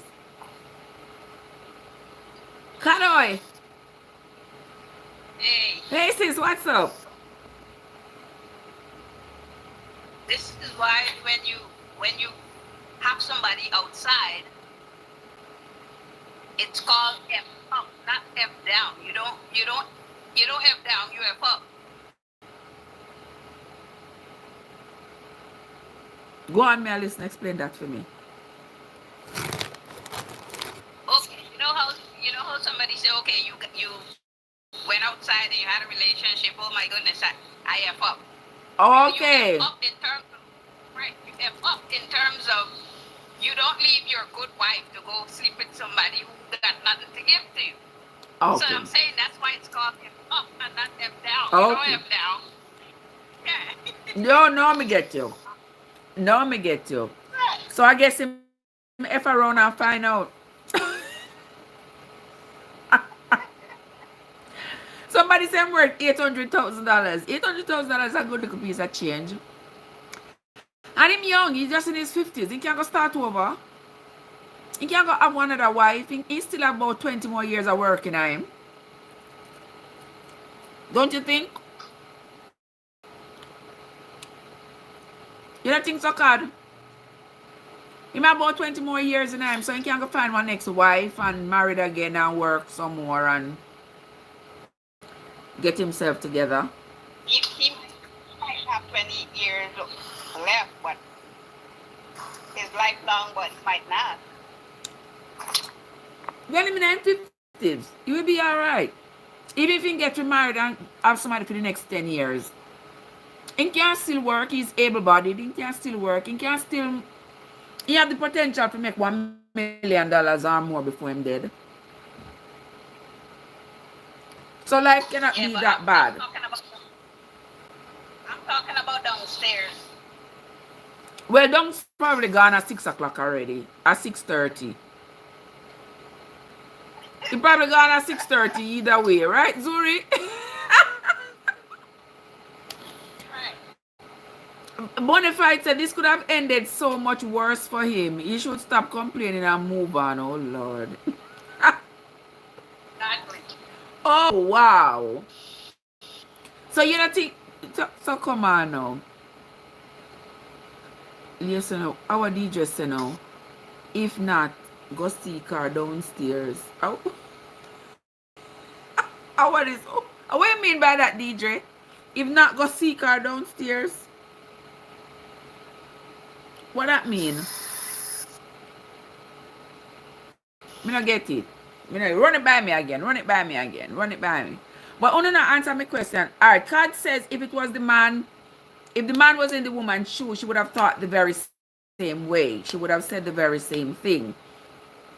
But for me, No, I don't think... that's not what I'm saying. Oh, sorry. Alright, so what you did say, sister? You're saying, what if the shoe was on the other foot? I would have still said the same thing. If the man thinks in his mind that his wife, this whatever, he probably would have left it for her. So let me ask you. So if it was the husband that died and he left everything to somebody else and nothing at all. I would still say he know why he did that. Oh, okay. All right. I would I still I'm say, not being biased because it's a man. No. okay. Me just feel say overwhelmingly more people would say the man stay bad because him are the husband and him is supposed to provide, and so him should have leave him wife something. Yeah. You understand? You saw me mean, Deidre, that me I say, that me that say, a lot of people that say the man wicked and stay bad because, he's the man. He's supposed to take care of his family. He's supposed to take care of his wife. And in the event that he dies, he's supposed to ensure that whatever he has worked, his wife is taken care of. Liebert says, starting all over again, it's going to get rough. That's what the song says. Yes, it's going to get rough. Starting over is never easy, and especially when you are up in age. You are like me, and you're in your 50s, and you want to start over. Start over is never pretty. But up in an age like this right now, I think would be the worst time for go start over. Just Not necessarily. why? You not think it would have People start over. starting over in your 50s and 60s provide some serious challenges? Yeah, I'm not saying they don't have challenges, but it's not impossible. I know it's not impossible, but for somebody like me, I am pessimistic to that possibility. To start You over. can consistent. Okay. Somebody say, Not no. if he left everything for my son, I wouldn't be complaining. All right, Bonafide. That is exactly what may I say. Um, maybe because she left You could have everything, been for another man. and the child is his too. So a win is a win. Yeah. A win is a win. The son gets everything. So he has a foundation for life. He is set. Him should be broke again. Him not supposed to waste what mother dead left. He's supposed to invest it and grow on it and make the children that he has, that's going to be her grandchildren, make her grandchildren have a good life, because I'm sure that's what she would want. Because when we work hard in this life and we accumulate stuff, remember this stuff you work hard and accumulate is not for you, because oftentimes you don't live to benefit from it.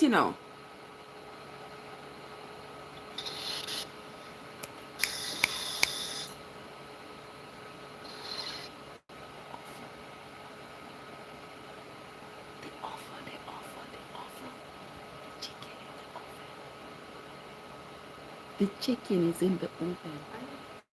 Oh, you think you have check on it? No? Yeah, yours. Anyway, all right, me back here. Let me see. Didi said if him never owned some business. Yeah, that's what I was saying, that him supposed to have invested some money. He couldn't do that sit down for 25 years and expect his wife alone was going to be working and he was not going to be doing anything for himself. I don't think so. I think he must have something to do for himself. Because if they had stuff jointly, she couldn't just leave anything jointly like that just for her son. It would have to be like her portion. So if say there was a house that they own together, then she would have said her portion, her half of the house needs to go to her son. So it's either that the house is going to be evaluated and her son is her husband is going to pay her son the value of half of the house, or he's going to have to sell the house and give the son the half. But she wants her son to have her portion of whatever it is they have accumulated together. Welcome.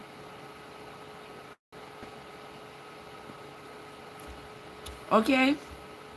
Well, I'm going to make sure my good husband and my beautiful girls are well taken care of. All right. There you got it. There you got it. She said, you're right, Didi. He did say he had a business, but it seems like a failed business. Oh, Lord. Trust me, he going to be all right. Because if him broke, if him lame, if him lazy, him going to find a woman. He probably have a woman already. You know, he going to be fine. I'm not worried about him.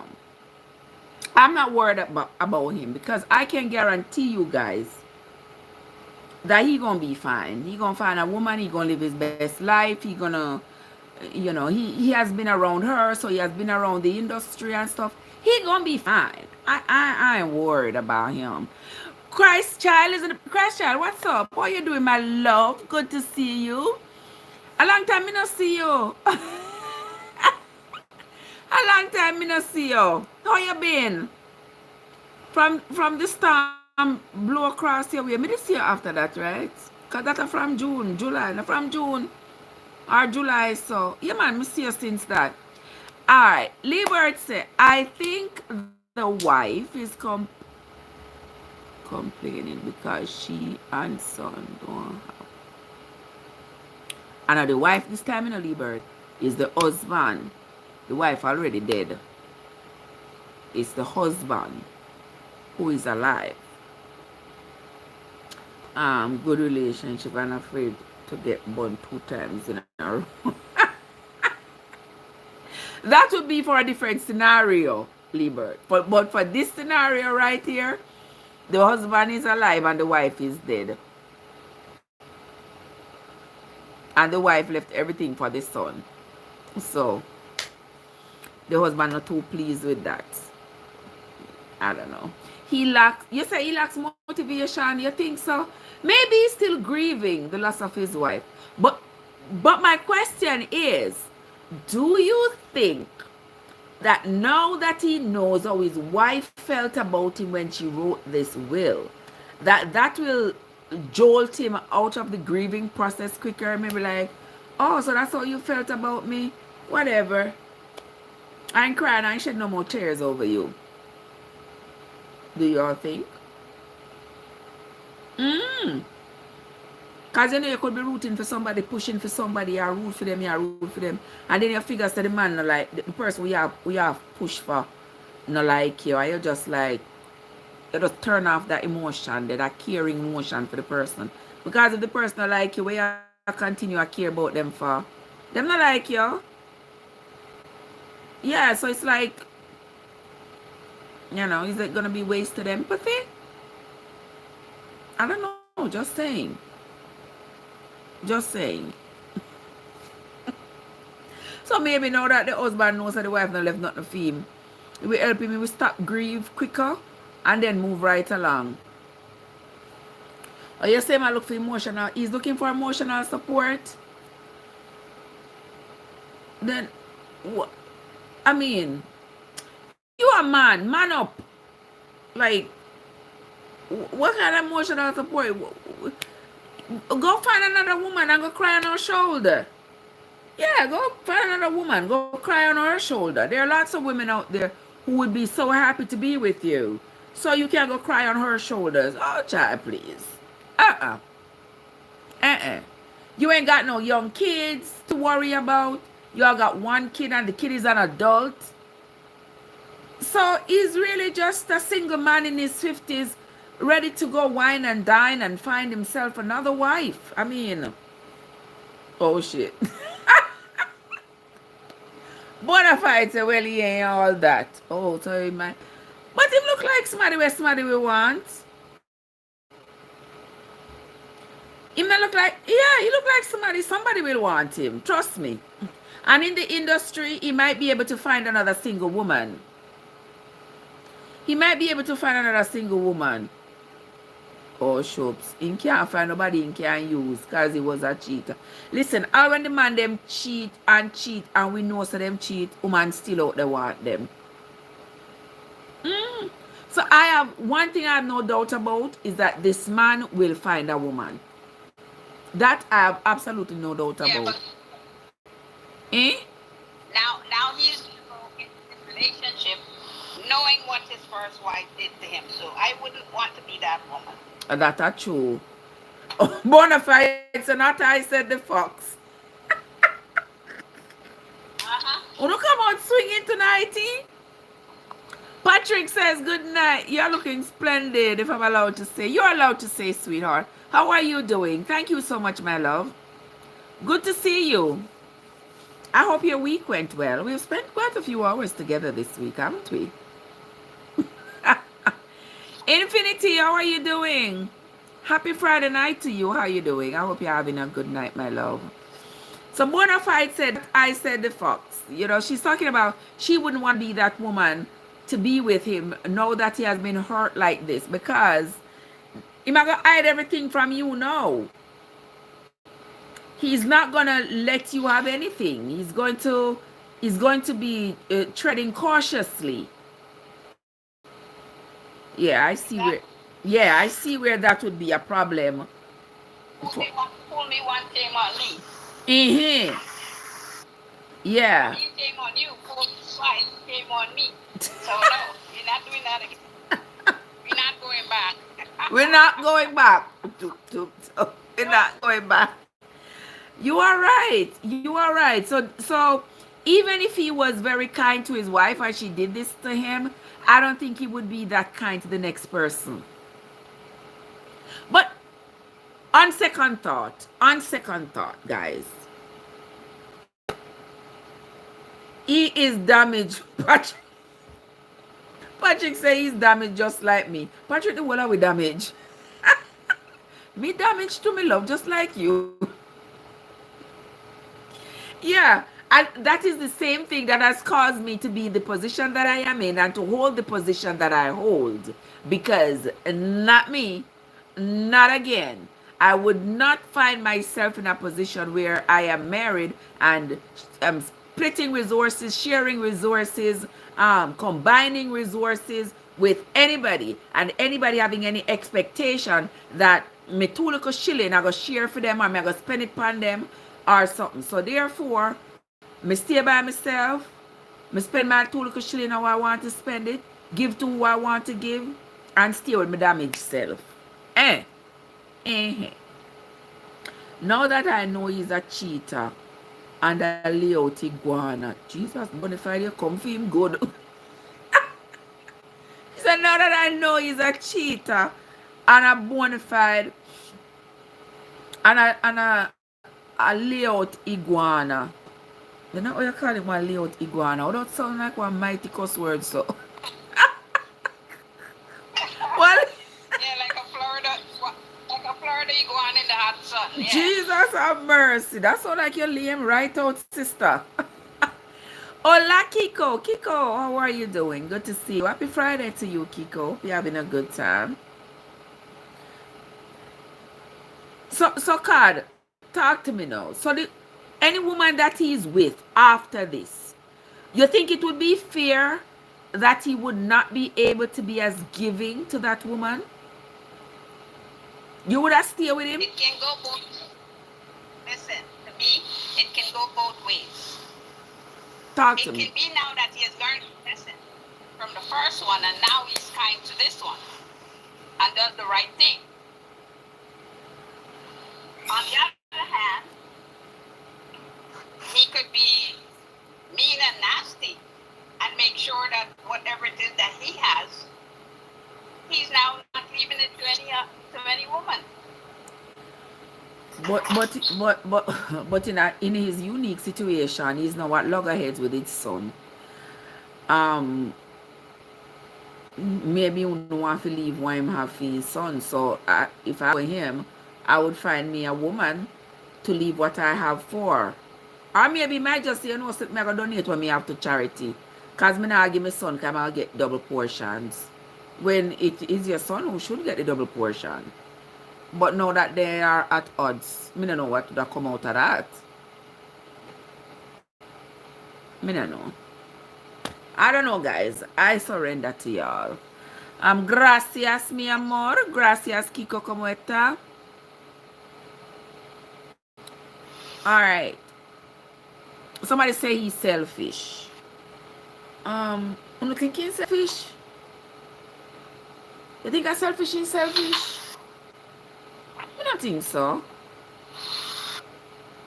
Me not think so. Me just think so right now him need to just go and go live in life.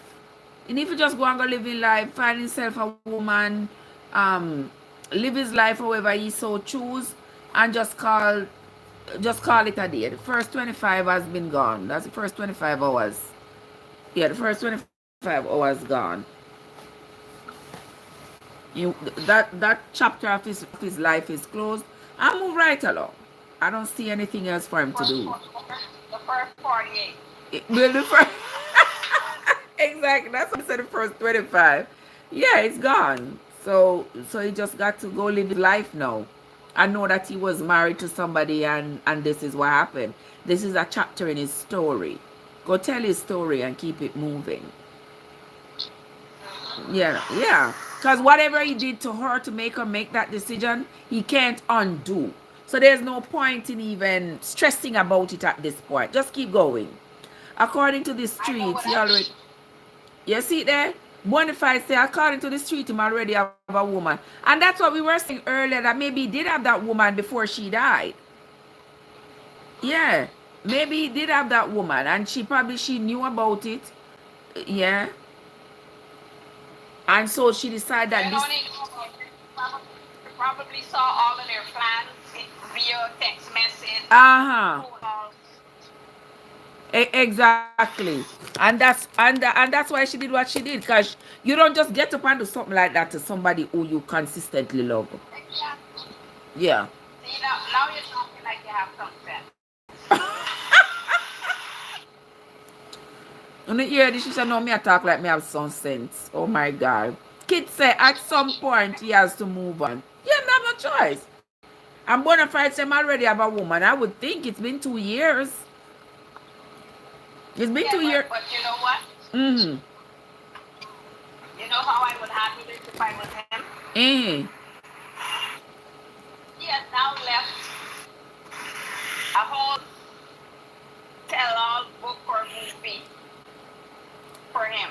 She left that for him. Mm-hmm. The situation, that's how you can tell this story.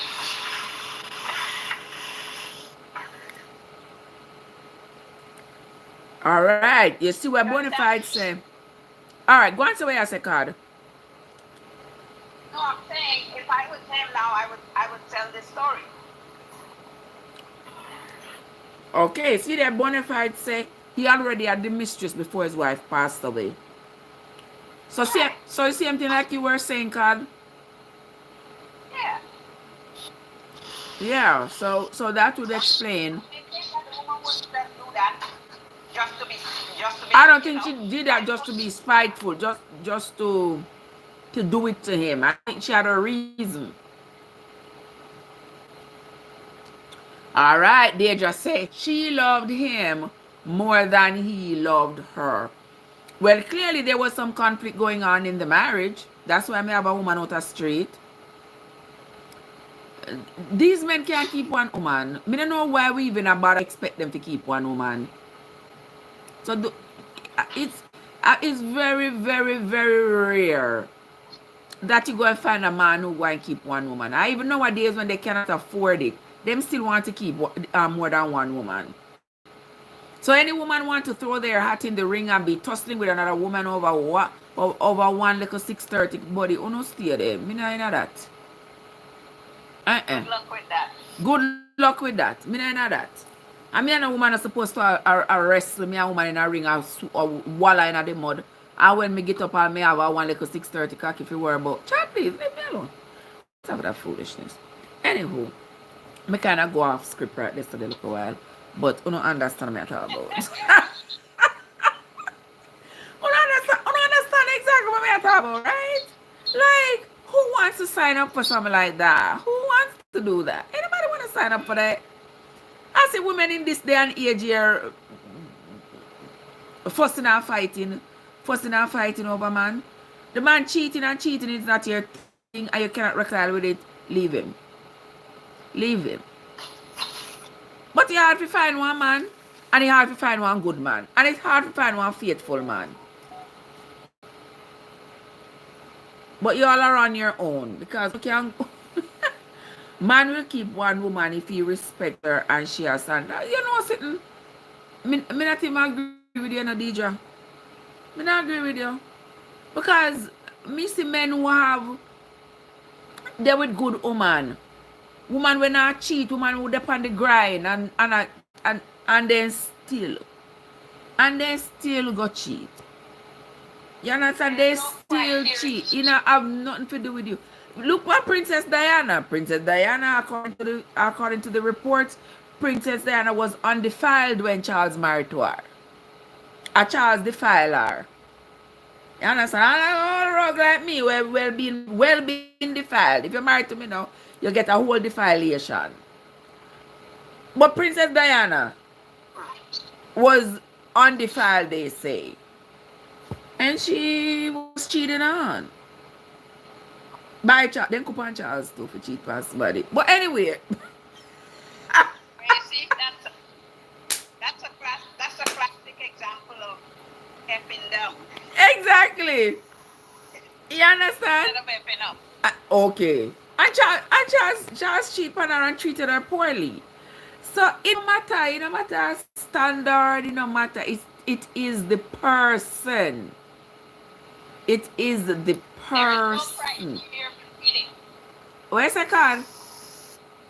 There is no criteria for cheating. Exactly. There's no criteria. It's not because you're lazy. Not because of nothing. You could be the best wife ever. Do everything. This could be your first husband, the first man to you, the first everything. And he will still cheat. He will still cheat. It's just the person. It's just the person. Sometimes it's all based on what time you catch them. Because sometimes you catch them a little bit too early. Them not really mature yet, you know. And then sometimes you catch them at the right time. Like, you know, you catch him at 50 where cheating not important to him anymore.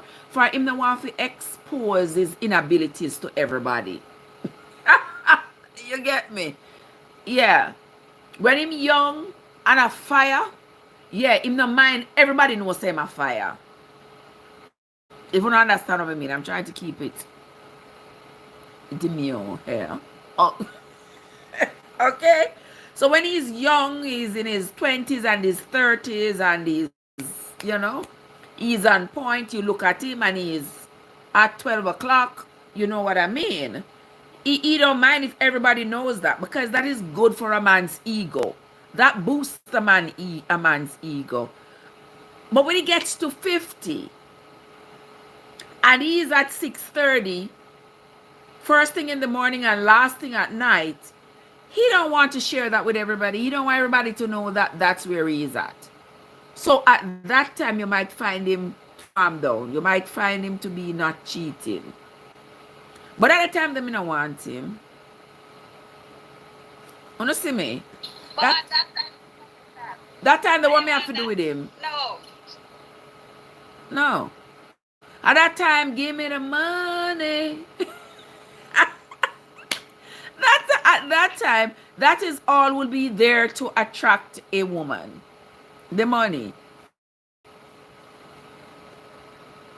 Bonafide say immature man. You know men's ego. Men are immature. Their ego, you know. Men are something else. They wear their egos on their shoulder. They wear their ego on their shoulders. That's it for a man. And they will want to have all the women in the world. They will want to have all the women in the world and the women doting on them and all the women caring for them. The same magnitude, providing the same magnitude of care for them. But they don't want to accept that so they can't give the same amount of care and affection to all these women. But then us women, we settle for the little morsel. And I take a little bit of morsel, you take a little bit of morsel, you take a little bit of morsel, and the man feels like he has done something great. What a Newton man they said the other day, called. He don't want to be married. I saw Cap Newton. I said name. Cam Newton. On Cam Newton said the other day, like, he has got, like, how many kids he done got? Like, 13, him and Nick Cannon run race to see who can have the most kids by the most baby mama. A situation that is quite worrisome, because you see, the man, he feels that as long as he can see each of these women, no matter how he has 8 kids by 5 women, okay, you see, because these men, they figure that as long as they can come see this woman for 5 seconds and that woman for 5 seconds, and all the women will accept this little 5 seconds that they are giving them, they think that, oh, they are okay, they are fine with it.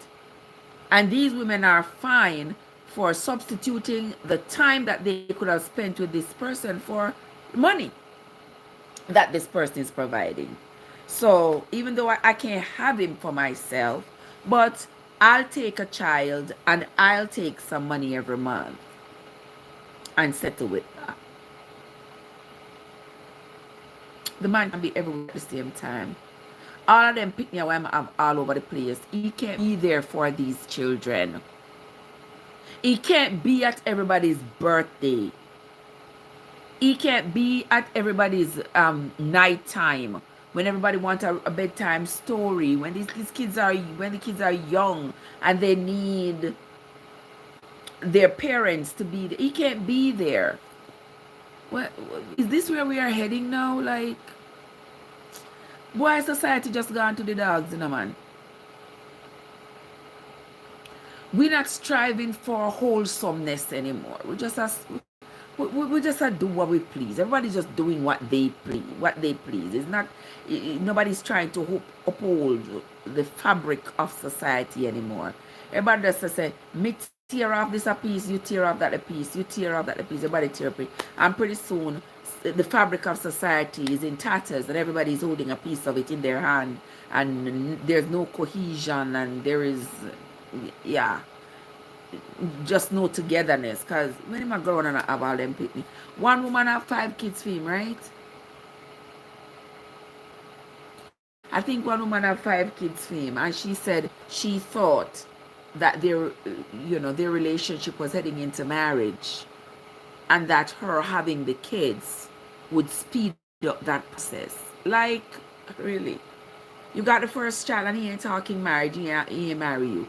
You have the second child and continue to think that the more children you have, the more convinced he will that you are the woman he's going to marry. And he continues to do, you continue to have the babies, and that narrative remained constant all throughout the years. And then now he's going to say he's not going to get married. And you are stuck with 5 children. And the world is going to look at you and call you a mother of 5, a single mother of 5, and look down on you when you try to start a relationship with somebody else. It is the plight we face as women. And because society don't have any law that forces a man to marry a woman after he has impregnated her, him can go around and impregnate as many people as he wants, and have as many children as he wants, and create the chaos that comes from that, create as much chaos in society. And we just sit comfortably and say, all right, chaos is chaos. Like, him create all the chaos in one, and all these children that all these children, all these broken homes, all of this delinquency, yeah, you can contribute to the delinquency, and then we'll talk about it afterwards. Yeah, you can contribute to the broken homes and the single parent homes, and we can talk about it later, because guess what? You have money. Those children, because you got money, those children, there will be a cut above the rest. It's the other children who are poor, who are in the same situation but are poor. They are the problem. You see the double standard? That is the double standard. I see one man since week on the internet.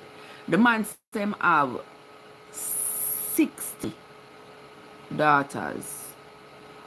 Him have 60 daughters and 48 sons. 60 daughters and 48 sons. Mr. Mighty God of Daniel. Be sure that this man must be like from Africa, because you know, like we still have those tribes that them do not have to stop reproduction. They just reproduce, and the man is the king of the village, and all the women go to him, and he just impregnates everybody who comes. And everybody and all the kids in the village are related. All the kids in the village are sisters and brothers. Some man hide what he wants and what he's willing to be seen with in public. You know, you have a point, Deidre. You have a point. Deidre, for those of you who didn't hear, Deidre says some men hide what they really want and what they want to be seen with in public, and what their friends, what they want their friends to see them with. That is true. A lot of us try to live for other people. We live for the views of the outside world. We don't live our true, authentic life. You know, we live for somebody to see our relationship as their relationship goal. So here I am in this relationship. This relationship is shit. This relationship ain't worth shit, ain't gonna be shit. Yeah. But I am doing well externally. My partner is doing well externally. But together, we ain't ish together. Yeah. Together, we are butting heads. The relationship is stink. All right? But we stay together. You on the outside likes the look. You like the look. You know, yeah, they look at them have a nice life. Yeah, your goal is to have a relationship like mine. I mean, the external part that you can see. Okay, so you like that. So I am enjoying that. So I stay in this relationship because the aesthetics of it is pleasing to you. But inside here, so I'm dying every day. Oh, me? Me? No, ma'am.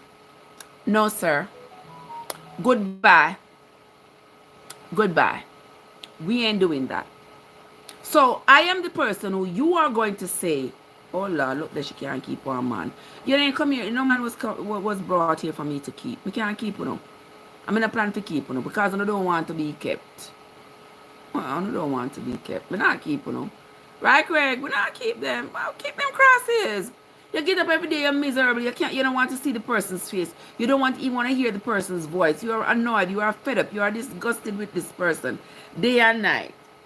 But because it's been 10 years since we've been together, it's been 15 years since we've been together, it's been 20 years since we've been together, and everybody's looking at us as this lovely, beautiful couple.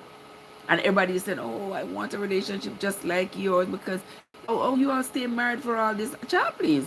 Me go about my business. 20 years. Oh, don't lose 6 relationship already. You don't leave me alone here.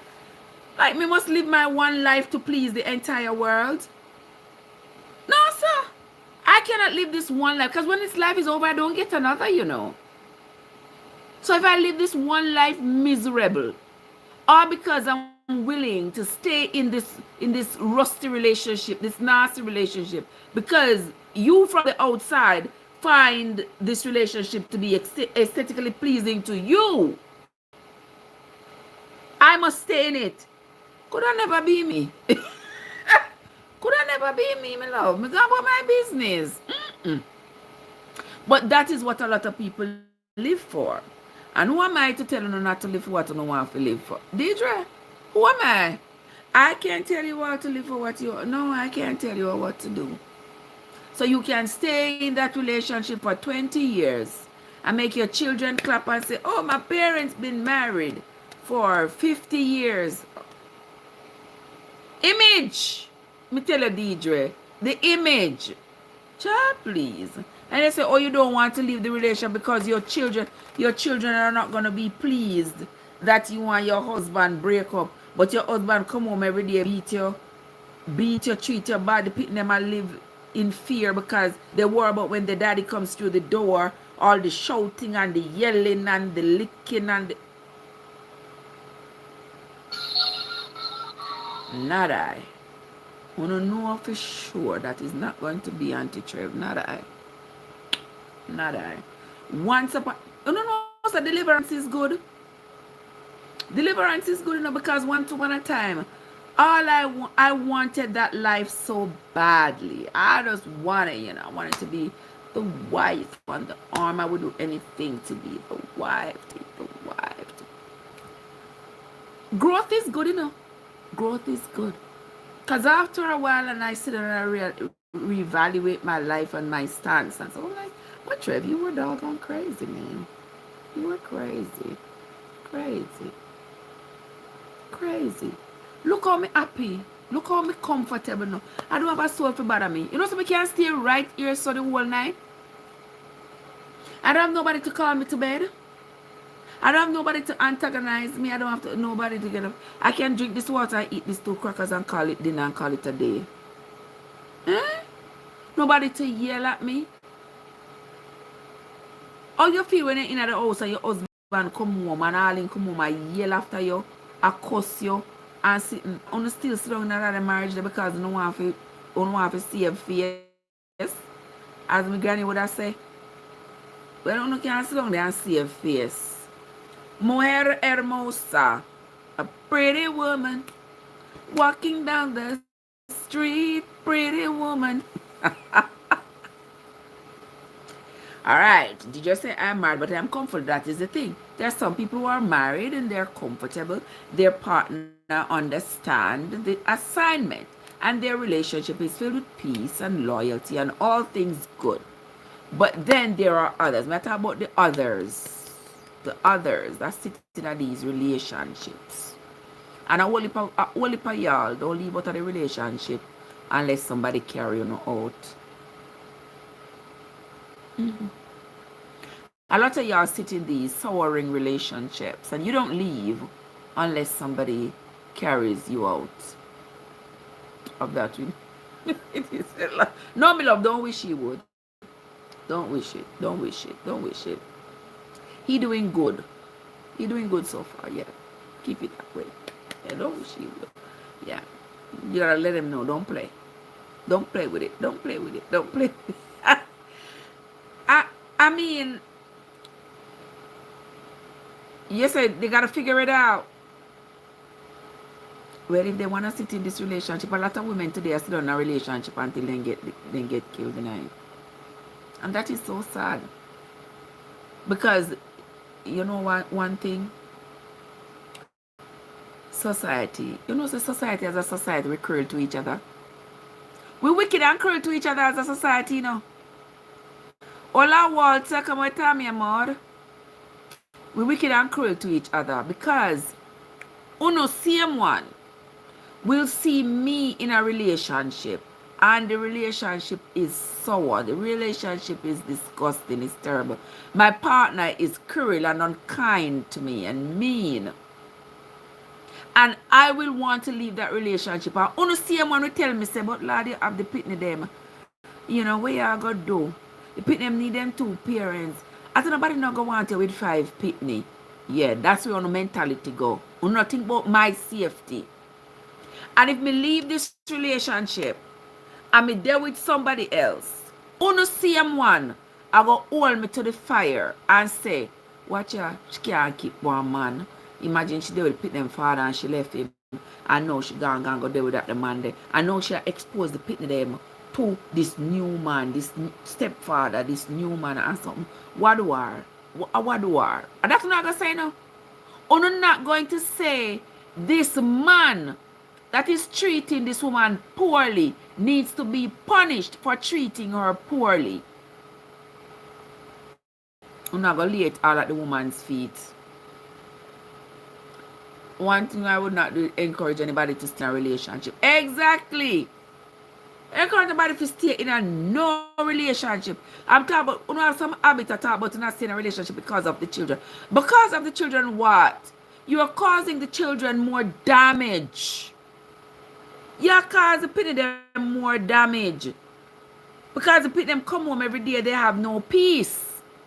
Then come home, them hear your daddy a cuss mommy, them hear all of these dirty words. The pity them not happy. I would rather a woman have a happy home with just her and her children, and her children are happy, than a home with both parents and the home is filled with unhappiness. Yeah. I'll take a single happy home any day over a two-parent home that is filled with chaos. What do you hear what I say?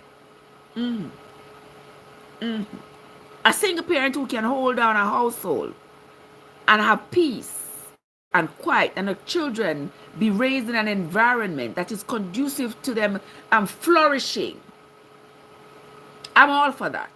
So don't give me this BS, this, coming on Christian BS. Oh, wife and husband need to be together, and we don't want broken homes. Well, we got broken people, so we're gonna have to deal with broken homes. If mom is not happy, the kids will not be happy. Exactly. You cannot have a happy home where the wife is unhappy. The pity them not gonna be happy. And you gonna find yourself happy because you know that you're gonna get your scrubs going outside. You're going to do what you're doing outside, and you're going to come home, come making the house miserable. You know, if you move and go, you know, man, I can't stand on no. Just them say one thing and do the opposite. Exactly. Some wife and husband married for 25 years and could only account for 5 good years. They've been sleeping in separate rooms, trying to give the family and friends a false impression that everything is good. Exactly. Exactly, my love. Per se, one of the church is the next. Church is the next. Oh no, church people too. Uno is another set. Uno is another set of people that needs an awakening. All right. Liberty I left, but I'm always there for my children. There you go. Church is another place. What may I tell you, say? Church contribute to a lot of these broken homes. Why do I say church contribute? In a church, pastor preach and say, God no approve divorce. You can't divorce. And if you divorce, I hear preachers preaching, talking about, oh, if you divorce your husband and you take another husband, God don't recognize other husband or your second wife as long as your first wife is alive. Well, me don't need no approval from he, she, nor the old lady because I'm gone. And because people want to remain loyal to their church and to their faith, they stay in these relationships. Because after all, you want to go to heaven. And God now go, move from out of my face with it, you know. The thing is, most of the time, we have church people and other outsiders telling us what to do exactly. Church is the biggest culprit of encouraging people to stay in these broken relationships. Talk about in the name of God, and God no recognize divorce, all this nonsense. So what? God no want to see me at peace. God no want to see me alive. God no want to see me lay down in my bed, comfortable. Drop my sheet and me comfortable and me comfort and lay in peace. And that God want for me. God want me to be in this misery. Well, no, sir. I don't think so. If God want me to be in this misery, then God no love me. Yes, what I mean? Then God, I wouldn't consider that God loves me if he wants me to stay in this misery. Because God, that would mean God have the power, right? To change the person that's causing me the misery, right? Church love tell you go pray about it. Go pray about it. How much more pray me if you pray? Me could have prayed from now till next week. If the person who is causing the chaos does not change their behavior, then nothing is going to change. So this Mr. Bonafide, them and this hypocrisy. But go pray about it. Go talk to God about it. Like, if I go talk to God when I can't see, and I can't talk to the person what I'm sleeping with here, when I can't see and touch, but if you talk to the invisible God about it, and years pass and nothing done about it, listen to me now, man. You must live in a real world, you know, man. You must live in a reality. You understand? You have to set your life in reality. Too much fantasy thing going on around here. Too much fantasy. You know the fantasy. You know the fantasy. Too much fantasy. Yes, if you calm down, I'll be. Sometimes you know they get me riled up. You know? Church, I tell you, go on home to your husband. Go on home to your husband. Stay with your husband. God not like divorce. So what? God like when I'm in a misery. God not like peace. God not like to see me at peace. Come on, man. Jesus, people. Listen, enough we living at the actualities and not in the possibilities. Because it is possible for you to live in peace, and you could genuinely want to live in peace. But if your actual reality is that the person with whom you live is not providing you with that peace that you so desire, my love, you gotta choose an alternative. You can't continue on that path. You can't continue on that path. Not at all. They say if you go and multiply. The church says go. The church says go and multiply. So all y'all keep doing, y'all keep having all these children. You keep having the children and nothing changes. So you end up with one jing bag of pitney and you're all still miserable. Why wouldn't your God want to change that? Why wouldn't your God want your home to be a happy home if He don't want you for divorce?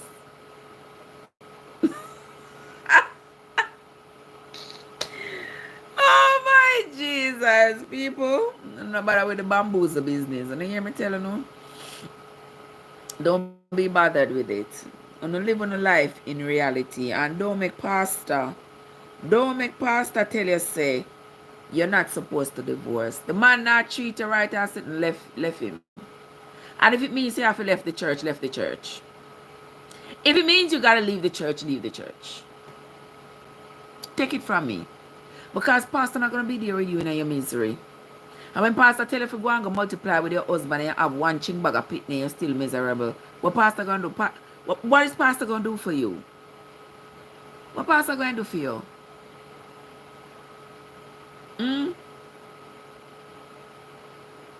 Exactly, Drea. That's why we get common sense. And we need to use it for ourselves. And we need to use it for our own benefit. And we need to use it all the time. But people be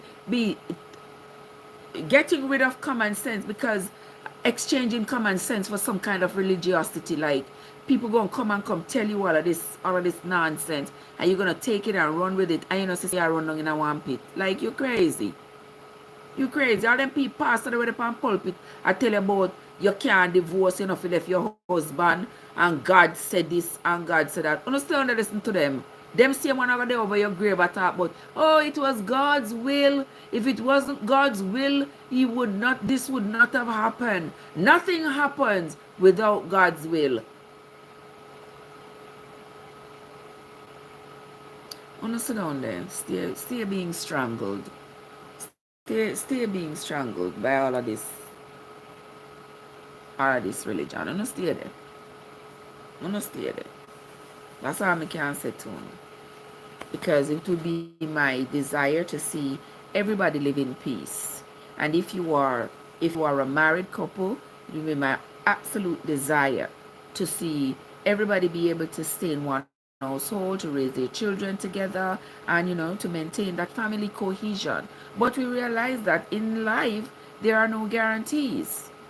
The desires of people change, you know, people grow, people learn, people, you know, people change. People change.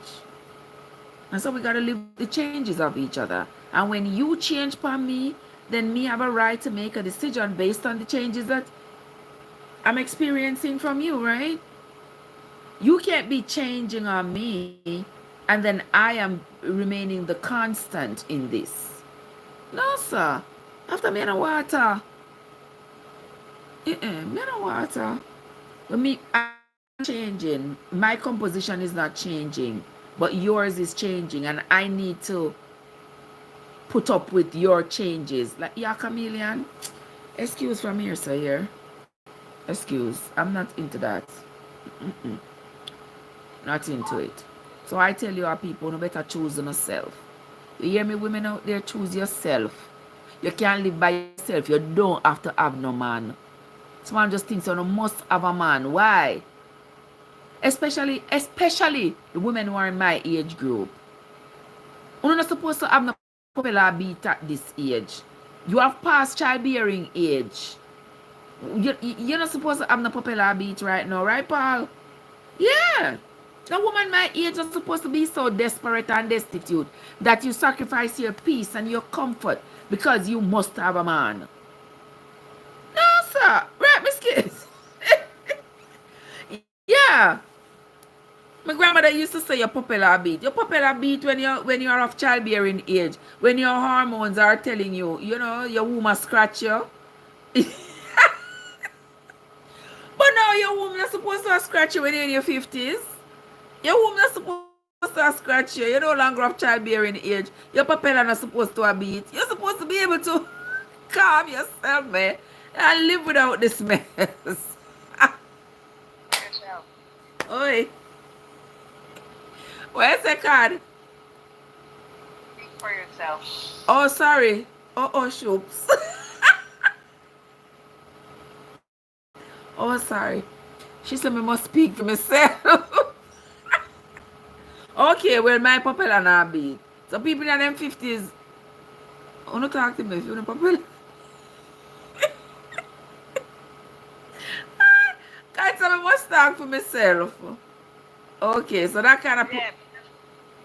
That age, you don't have anything to worry about. All right. In terms of... You don't have no pregnancy to worry about. Yeah. All right, so you hear that? Sissy here got a point. She said when you're at that age in your 50s, you don't have no pregnancy to worry about. So you can't just turn up tears.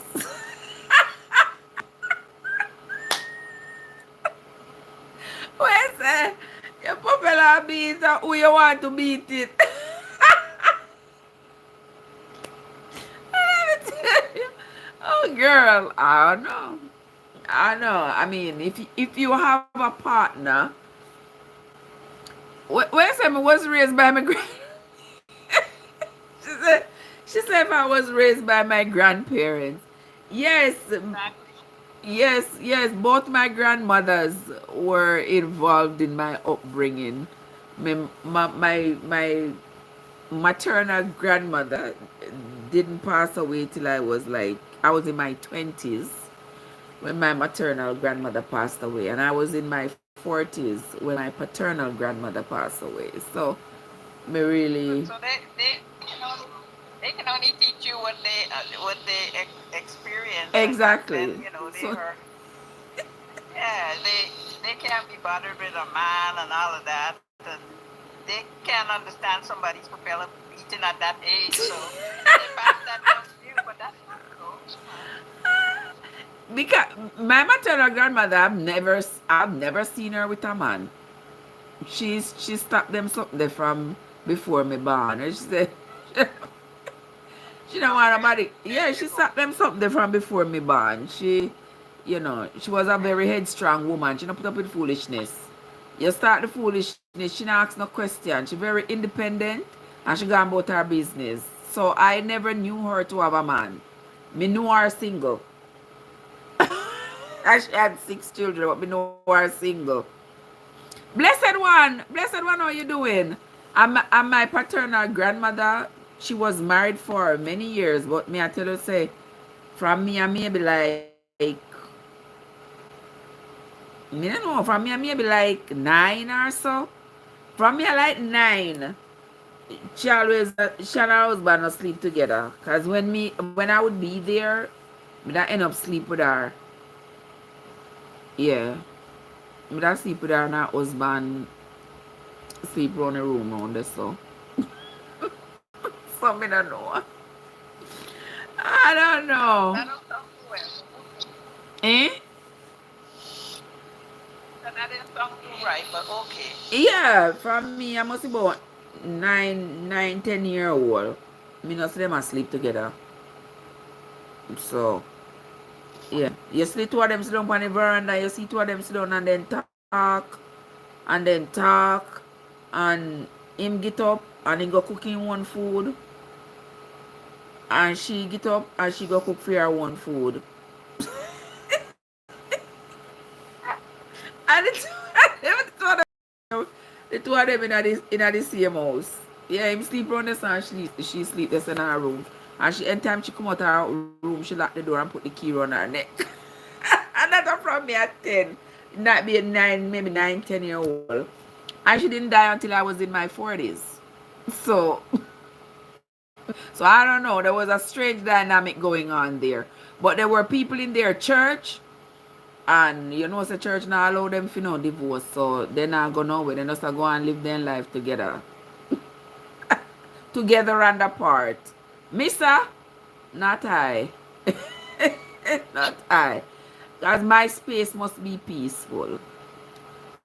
My space must be peaceful. You can sit down and come in at my house. I'm not supposed to be afraid to come home because the person with whom I live is causing chaos in the home. Yes, what I mean? I shouldn't be afraid to come home. I know who. Grandma ain't get her brush up. Me don't know if she did get a brush up, you know.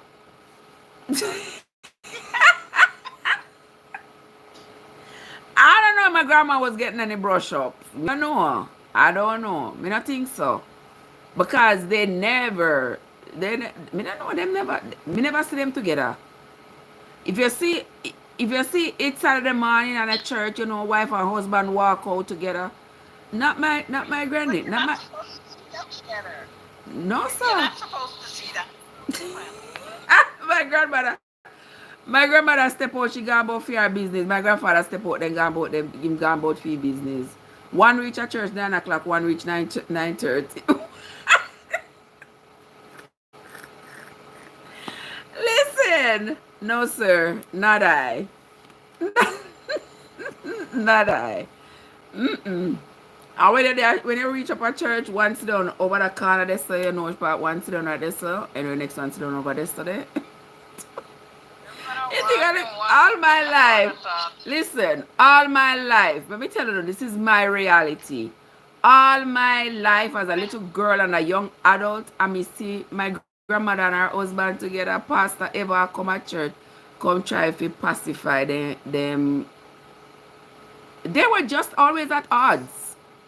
They were always at odds. Pastor, a little bit time, I see Pastor come at church, come sit them down, and I talk to them, feel like my grandfather would go complain to Pastor and then come, but my grandmother strong-headed. I don't care what Pastor wants to say. A pastor live this a reality, yeah? Pastor, you go on home to your wife and leave me alone here. my grandmother said, Pastor, if you want him to live a better life, carry him with you. But not in here. Not in here, no. I mean, also, my grandfather probably complaining because he didn't want to wrap up. But my grandmother was not having it. No wrapping up in here. You're trying. You're trying going on, so. but that is it. And they were married for. Eh? Grandma clothes shop for business. Lock shop, and they were married for over 50 years. He passed away like 10 years before her, but they were married for a long time. They both say, "Give me have one YouTube channel." I'm a YouTube channel. This year they put in a Liber. Yeah, you're on my YouTube channel, my love. Desireen, what's up? Yesterday, my grandmother got straight to it. Let me tell you, she didn't play. She did not play. She got straight to it, I tell you. What's the recap on the photo in the background? Paul! Paul, me see you today now. Me see you today over what's your name again? Jesus have mercy. What a girl the name? Me see you over our channel today. Me see you up on our board today. Me see you now. Me did see you today, but me did a drive, so me did just a tap. But I say, who is that somebody that come and ask me about if you're a Whoopi Goldberg? Over Sharon, yes. Me see you over Sharon today. Me see you. Blessed one said grandma was great. I tell you, she was something else. She was a strong head woman. Nobody can tell her nothing. What she believe is what she believe. And you can't bamboozle her. Can't bamboozle her at all. Alright, the recap of the story. You come late in a Paul. We were talking about, the couple behind there, so we were talking about them. Because the wife passed away and she left everything that was hers to her son. Their son. But she didn't leave anything for the husband. So we were talking about it to see, was she right for not leaving anything for the husband? Or, was it that she had some kind of resentment towards the husband before she died, and this was her way of getting back at him? It seems like that's what it was. Yeah. There just some people understand each other and compliment each other. That is true, but then there are some people who don't. You are welcome, Desiree. Desiree, how you doing? You are welcome, my love. Look at this. Blessed, I agree with her. I agreed with my grandmother too, She was determined not to let my grandfather steal her joy. And I think he was getting his little stripes outside. Because me I tell you, say, every time they had is that what you call it, your grandmother? My grandmother did the right thing. But every time they had like crusade at church or stuff, every time they have crusade at church, so during crusade, them always like a baptism and stuff. My grandfather was always in the line to be baptized. Before the man did, the man baptized about 6 times.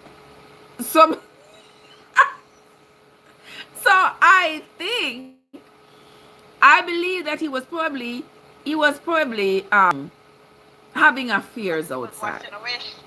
I think he was having affairs, and that was his washing away his sins. That was his repentance. I mean, listen, I'm not gonna love my grandfather, I'm not gonna love him. I mean, I don't want to say something bad. I don't say nothing. Listen, he baptized us about 6 times. Between me and Uno. Every time the man crusade, he go baptized. So I think he maybe have like a side piece out that street there. I know. Yes, what I mean, Desiree. I know he could go nowhere near my grandma. Boy, I tell you guys. But me I tell you, say, them the kind of marriage that me don't want. Maybe he was getting a free bath. Libert, you're gonna let my grandfather know. Boy must get free bath. Wait a second. I say, grandma not tossing up the salad. You gotta eat somewhere. I guess he gotta eat somewhere. So make sure he went to eat somewhere. Women need to rest when they reach a certain age. Here you know. But the thing is, you see, but blessed one, what if you have your husband? You and your husband been together for 50 years. You know, used to each other. You not gonna do no little touching or you know, whatever. Because y'all are used to each other. But if one person doesn't want to participate and the other person is having the urge, how not gonna take care of that? You're not gonna just abandon each other? Not gonna just not do nothing? Me don't know, cause me not gonna reach them stage there, cause me already not have nobody and me already not want nobody. I won't Barry now listen. You know nothing about Barry there here, right? Him not there here, right, Miss Kitty? You see him anywhere around the corner there, so me don't want him to hear me. But as long as he makes it where he's supposed to go, he's good. Well, Miss Kitty, me don't know about if he make it where he's supposed to go, you know, but I know that he baptized every couple of years. When them have crusade, he make sure say him get baptized. Mm-hmm. Wash away this sin, you know. Miss Kitty, you stay around the corner so that I make sure say Barry around there hear me. Okay? But me not doing this again. Right, Desiree? We ain't doing this again. We ain't doing this foolishness. Jesus have mercy. Desiree say me have to pay. How much I'm paying for them not for she not tell Barry? Come on now, man. Come on. What happened to the sisterhood? What's wrong? What happened to the sisterhood? We gotta stick together now. We can't make these men overthrow us, you know. You know, Miss Kitty over here, so I watched out for him for me. And I want you to watch over there so to make sure I say, yeah, you juke me with your show, with your elbow to make sure I'm not saying nothing what I'm not supposed to say. Blessed one say, right, just rub my head and a little kiss now and then. Hear your father. Listen, anybody here who been married for a long time? Blessed say all she want at this point is just a little rub off the head and a little kiss every now and then. You don't want nothing else? That's true. You don't want them ackling up. You baptized in the water out of... Listen around, I'm going to love him now. He baptized in the water out of the water. Oh my God. See them kids, Anna him alone. See them kids say she has somebody who baptized in the church 9 times. Because he keep on a sin and he figure say each time he baptized, he's going to wash away his sins. Oh my goodness. That is crazy. That is crazy, I tell you. Look at some. Desiree says she been married for 29 years. Blessed says she been married for 49 years. Mighty God. All respect to y'all. All respect. I think Miss Kit's been with her husband for about like 30 years. Oh well, good. Wonderful. I say, I tip my hat to you all. I tip my hat to you all. Where's the Deidre? If a water cause them for sin, no, so the water wash away the sin. But me not know how effective that is supposed to be, because shouldn't it be of your conscience and your heart? That cause she's making a joke. She's saying that his water caused him to sin. Oh, sorry, me miss it. That one there went that one went right over my head. Right over my head. Blessed says she been doing all of this thing for 49 years. A time for your body rest. Okay.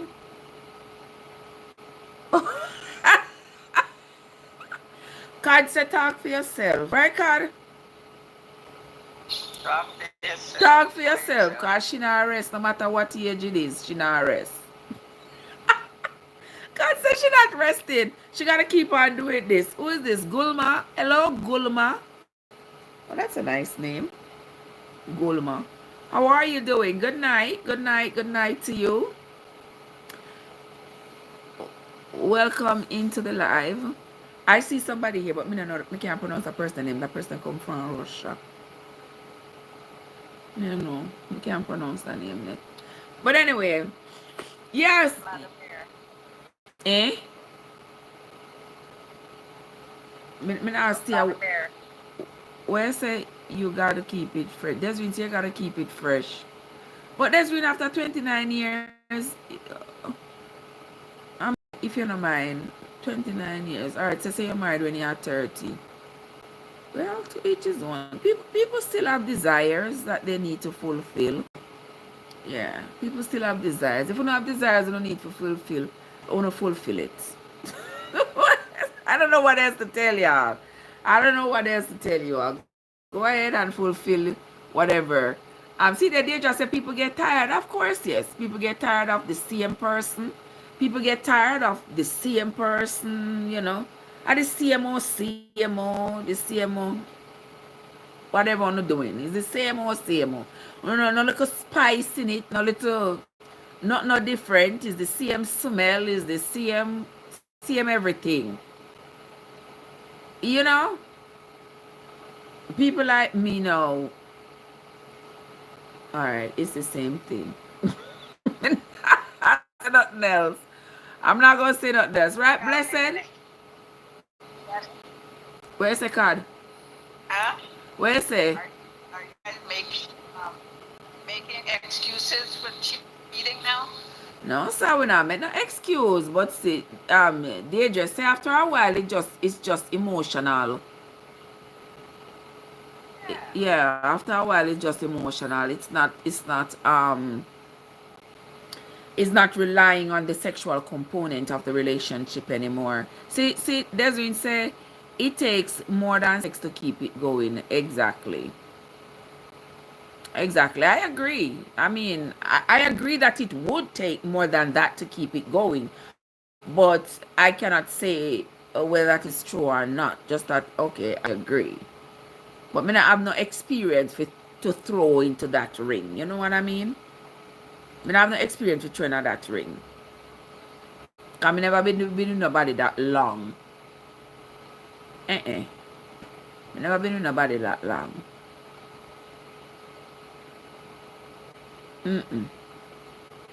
Couple of years. And it's over now. Trevor is in the house. Bless up yourself. Trevor, you tell me good morning this time of the day. You know, it's 9 o'clock at night now, Trevor. Donald, my love. Alright, it's a perception and understanding. Jesus. Miss Kitty says she use it all. She don't leave nothing. She use it all the emotion, everything, to keep her 30-year marriage going. And that's beautiful. That's a beautiful thing. Because after you've been with somebody, you realize, this is where we're at. We're not going anywhere. It's going to be the two of us. We're not going anywhere. We have made that agreement. We both have agreed to that. We both are working towards neither of us going anywhere. Then, I'm all in. I'm all yours. So, respect. Kudos to you. Good. All right. Blessed say you sit and talk as good friends and talk about the good old days. Yes, sit and talk about the good old days and its companionship and the fact that you all have been together for so long. I guess there's a lot to talk about. Yeah, remember when we met? Remember, my father never liked you, and yeah, there's a lot to reminisce about. All right, Desiree say it should be a true partnership, and with that, may I agree. There has to be cohesion. There has to be the two of you who have similar goals for this relationship. It has to be that both of you, want the same thing, and you love each other and you want each other to grow into this relationship. Other than that, it not gonna work. So when you see it's not working like that, there's no reason to be pushing water over hill. You just start over. I'm not gonna start over, because starting over to you seems like such a daunting task. You just figure if you have to start over, all the obstacles that's going to be in your way, start over. sound like Trump, sir. You're double talk now. Yeah. Then me not have to double talk. Me not talk just to myself.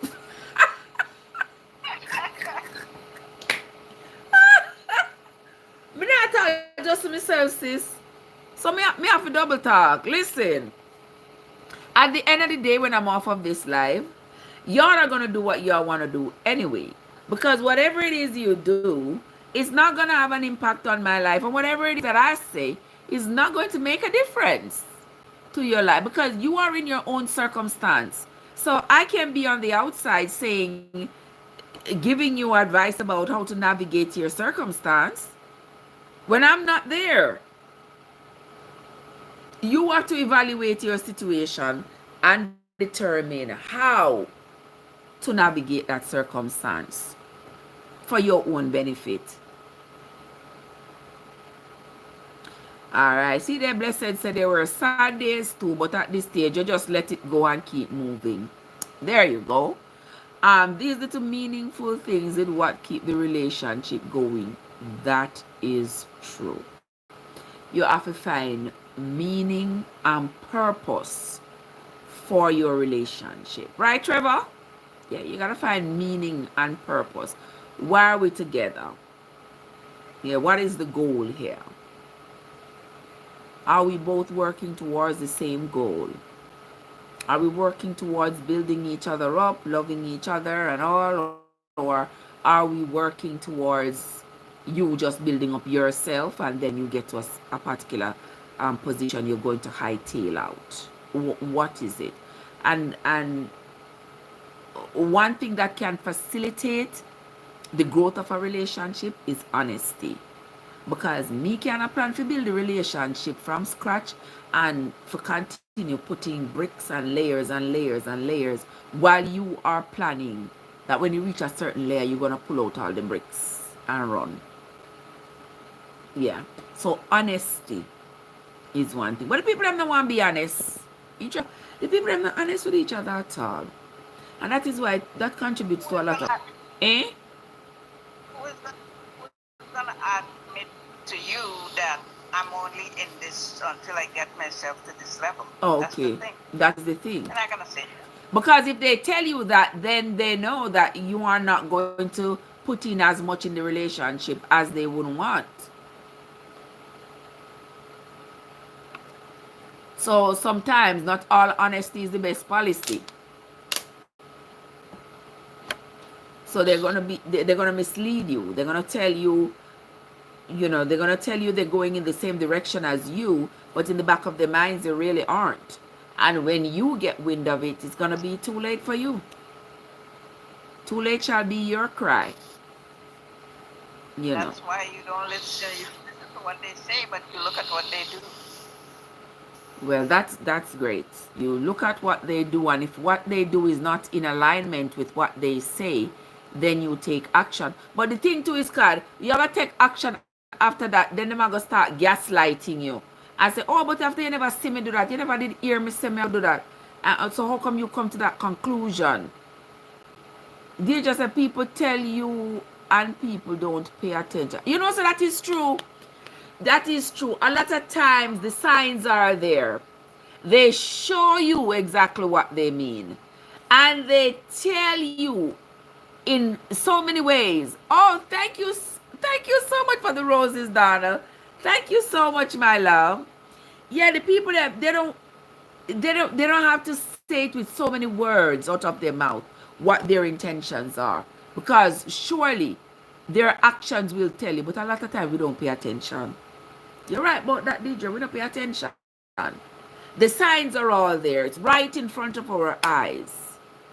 And we still try to convince ourselves that it is not there. Yeah, we still try to convince ourselves that it is not there. And then when we finally reach the stage of acknowledging it, that's when we are like, oh my word. Somebody did see this long time. Somebody did see this long time. But by that time, they're too late. You got to focus on what you want, Drea. Yes, you got to focus on what you want. But if the two of us don't want the same thing out of the relationship is not going to work. It is not going to work. We have to both want the same thing out of the relationship. And our separate needs have to be able to come together to fulfill the needs of our union. Otherwise, props, it's not gonna work. Okay? Because there is no way that I can be putting and you are pulling and we are going to maintain cohesion. We are not going to. We have to both be putting and building and building and growing. We grow emotionally and we grow intellectually, and we get to discuss things, and we get to, we grow together as a family unit. Society don't require that we stay together, but society benefits when we do. But then again, too many people don't care about their civic responsibility. Everything has become an individual thing. Yeah, it is what I want. You cannot forget your personal goals and dreams when you get married. Exactly. You cannot forget your personal goals. You have your personal goals, and then you have the goals of the marriage. Yeah. And you have to work on both simultaneously for your marriage to work. Okay? But people, we have come to the end of tonight's chattings. I don't think got time for me go now. My chat to my mouth dry. Yes, guys. Yeah. Talk to mouth dry. It was a pleasure talking with you all. An absolute pleasure talking with you all. Yeah, we're going to end the live. We're going to end the talking for tonight. We are going to come back to it. How does a man and a woman really show each other that they really love each other? Well, there are lots of ways to show that you love each other, you know. Once you are together and you are in the relationship, you learn about each other. You know what's gonna make her mad.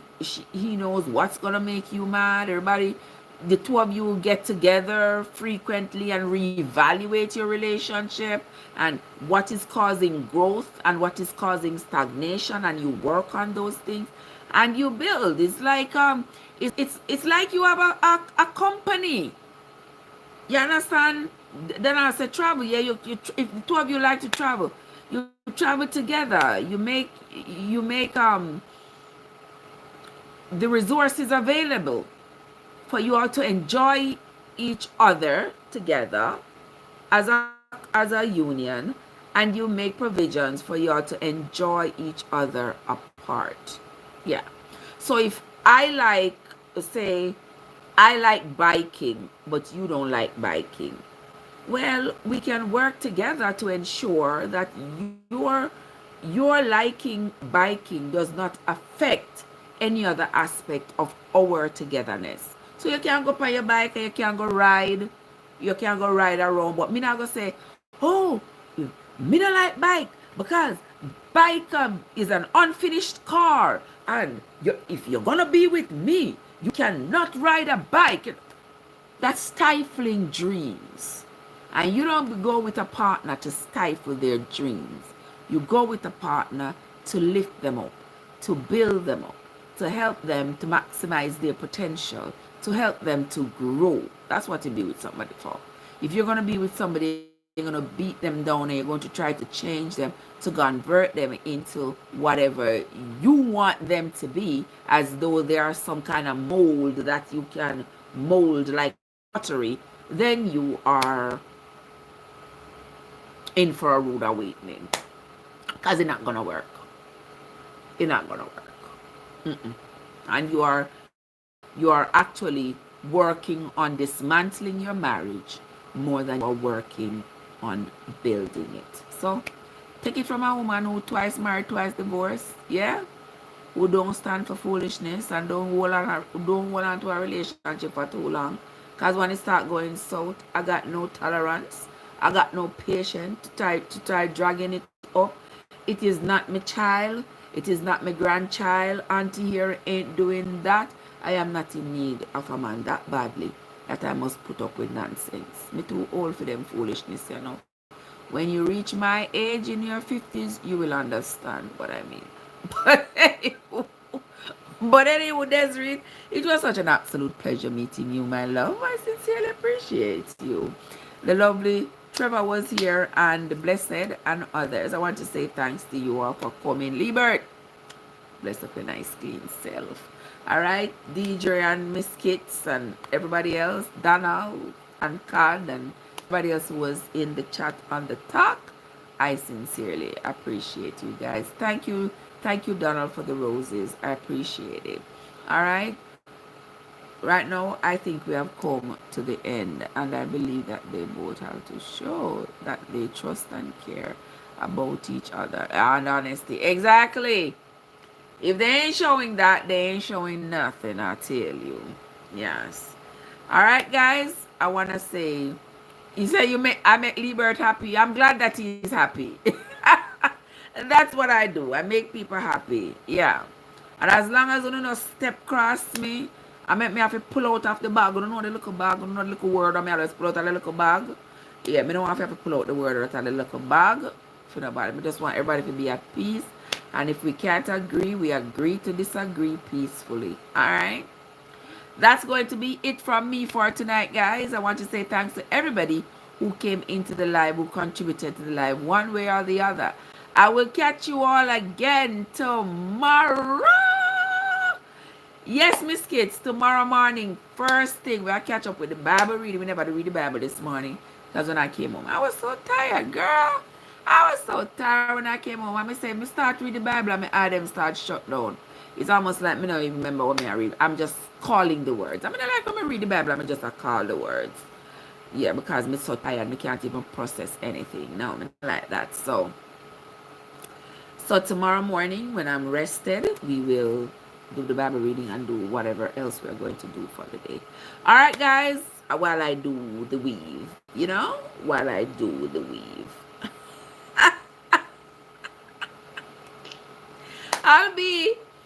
I'm gonna go to bed right now. I will see you all. Trevor, I will see you all tomorrow. All right, guys, you have yourselves a great night. Until next time. This is Trev from Trevessence, where your journey matters. Have yourselves a good night, everybody, and I'll see you all tomorrow.